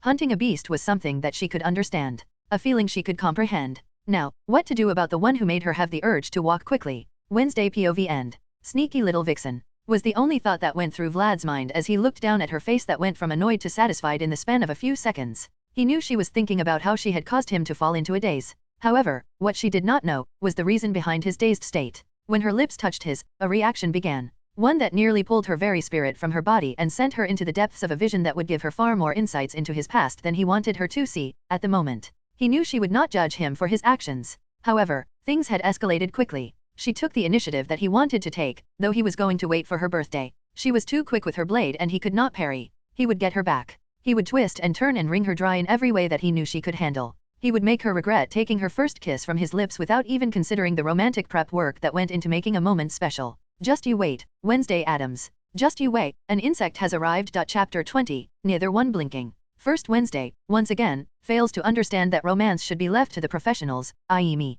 And now, an insect believes it's acceptable to interrupt my internal monologue. Vlad thought, as he swiveled his eyes behind Wednesday and onto the approaching figure of Xavier Thorpe. Normally, Vlad would ignore the ant. Just as he had been ignoring every ant that cast their eyes towards his grim one. He knew she would not react well to overt displays of possessiveness. She would see it as fighting her battles, which he found funny, for the most part. However, despite how steady Vlad appeared, inside he was anything but. Not only did he only just find out that, other than a few cowards, his people killed each other due to manipulation and his failure to see them properly. Unacceptable. But not only that, he only just healed his body, which was fortunate, seeing as how, in order to keep up with his loyal one, he had to move faster than he could physically handle, in that state. However, with the consumption of that waste of a spirit that was finally able to serve a worthy purpose in its life, he acquired many benefits. The main one being, the consolidation of his exquisite physical form. The knowledge the spirit possessed had information of taking over a body and melding into it seamlessly, which was something that he was unable to properly do. His body was only able to slowly mend itself, because his life force was too robust to be contained properly. With the spirit, came finesse. With finesse came synchronization and most importantly, equilibrium/balance. Mind, body, spirit, as one. Now, while that sounds nice, it also elevated every single facet of Vlad to a higher level. A level that he was gaining control over, along with his chill. His nervous system and mind were firing off responses faster than ever, taking his emotional synapses on a ride along. Which is why, he did not need to speculate when he saw the ant fall forward, flat on the ground, and Wednesday heard the thud behind her. He already had an idea. She turned quickly, taking in the downed form of her classmate. She went forward to check him. He was still alive. That much, Vlad already knew. He was alive, but in his mind, he was experiencing nightmare after nightmare. All those dreams that Vlad knew he feared so much, were all that occupied his being. He was drowning in them. Vlad felt no remorse for the boy's suffering. He was a coward. He knew Wednesday sought answer, and he had several. Vlad checked the fear he saw in the boy's eyes weeks ago. He saw the monster. He saw details. But he shared none. Was Vlad hypocritical? Maybe. Would Vlad ask himself that question? Never. He pulled the boy back out of his mind, placing a barrier around whatever he had just experienced so he could function, but would always have that nightmare in the corner of his mind. Whenever his mind was too chaotic, the barrier would weaken and his fear would pull him in over and over again. If the boy wanted to be a coward, Vlad would give him a reason to. That was his punishment for showing up when he should not have. Xavier jerked and jumped up. The umbrella that he was carrying, discarded. His clothes smutted and disheveled. He instantly took in Wednesday, still in front of him, along with his attire. What happened? He questioned. Breaths heavy. She stared at him, unblinking. How would I know? I turned around and you were on the ground. She rhymed, beautifully. What are you doing out here? She asked him, with him being unable to pick up the tone she used when she posed her question. She suspects him. I heard you say you were coming out to the old meeting house, and I thought you could use an umbrella, he says as he dusted himself off with his hands, attempting to remove some of the mud. Did you learn anything? I did. She says, looking him right in his eyes. The monster's human. I saw it. You saw it. He sounded a little frightened. Do you have a death wish? She does. What did you see? He questions her, looking around the area, as if the monster is going to pop out. Its tracks turned from a monster's to a human. That got his full attention. Show me? He requested, picking up his umbrella, that he did not notice was unnecessary, due to no rain falling on him, due to him standing close to Wednesday. She turns and makes her way back to where the tracks were.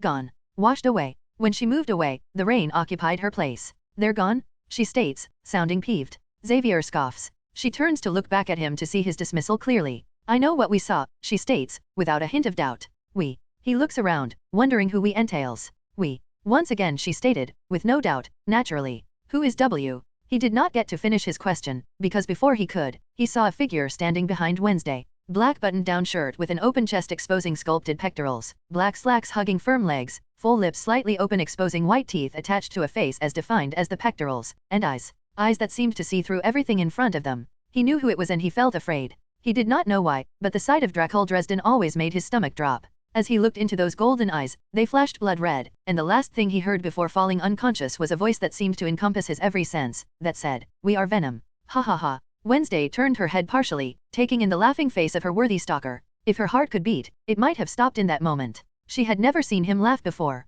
Heard, yes. Inside her mind, but she had never seen it before. Normally, Wednesday Addams would never claim to be partial to laughter. She found it to be something others did, when they could not control themselves. However, she began to think, she might have to rethink her views on the matter. At least, for him. His laugh seemed less like him losing control of himself and more like, he just found something to be very funny. What? She did not know. Thud. She felt she did not need to look to know what happened after hearing the familiar sound, but she did anyway. Xavier was, once again, face down in the mud. Now, she understood his laughter. She understood so well, that she had the slightest urge to partake in his mood. It was the good kind of infectious. That could be why she did not notice the smile that stretched across her closed mouth, though the laugh did not follow. You were the reason he fell the first time. She questioned, but just as much, stated. He stepped closer to her, bending forward, so his chin was propped on her shoulder, as he too took in Xavier taking his nap. He should not have interrupted our moment. He casually stated. She did not contradict. However, what about this time? We were having a conversation.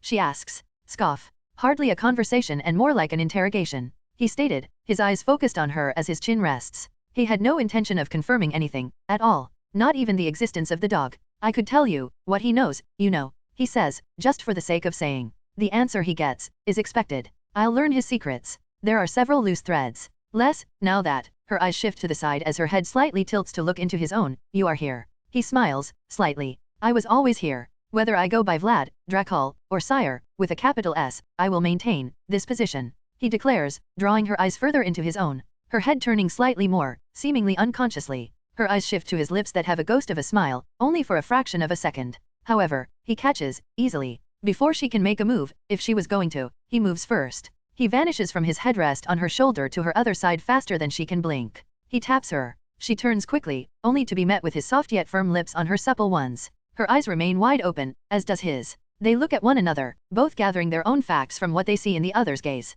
He pulls her deeper, his tongue tracing her lips, seeking permission. Her eyes widen, but only for a moment, and then she slowly spreads her lips. He takes his invitation. Her eyes close on their own as her head falls back and he pulls her body fully against his own. His tongue explores her mouth. Her own seeking out his, lacking technique, but not taking away from the sweet taste that flows between the two. He pulls his tongue back and bites her lower lip. He can feel her body shudder. A low, very low moan sounds from deep in the back of her throat. He had been wanting to bite that lower lip from the moment he saw it. It lived up to expectation. Pillowy is not a real word, but he just made it so, due to its perfect description. He bit harder, her body becoming tenser, tighter, her heels coming off the ground as she stood on her toes. Every inch of her flexed into him, even the arms that hung by her sides with her palms open, her fingers spread wide. He dug his hands into her back, moving them ever so slightly, just to provide a bit of stimulus. He removed his teeth and casually stroked his tongue across where his teeth were previously. No blood drawn. He could feel her chest rising and falling quickly against his own, her dead heart, pounding against his chest.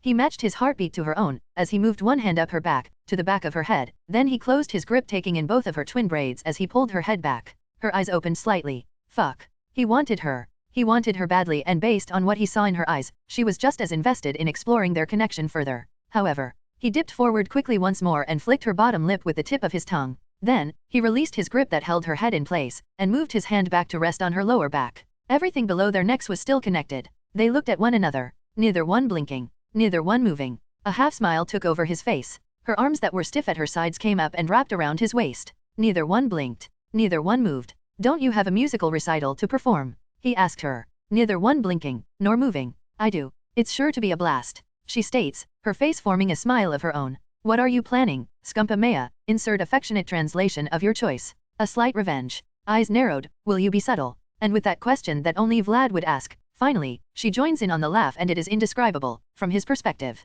A blast, indeed.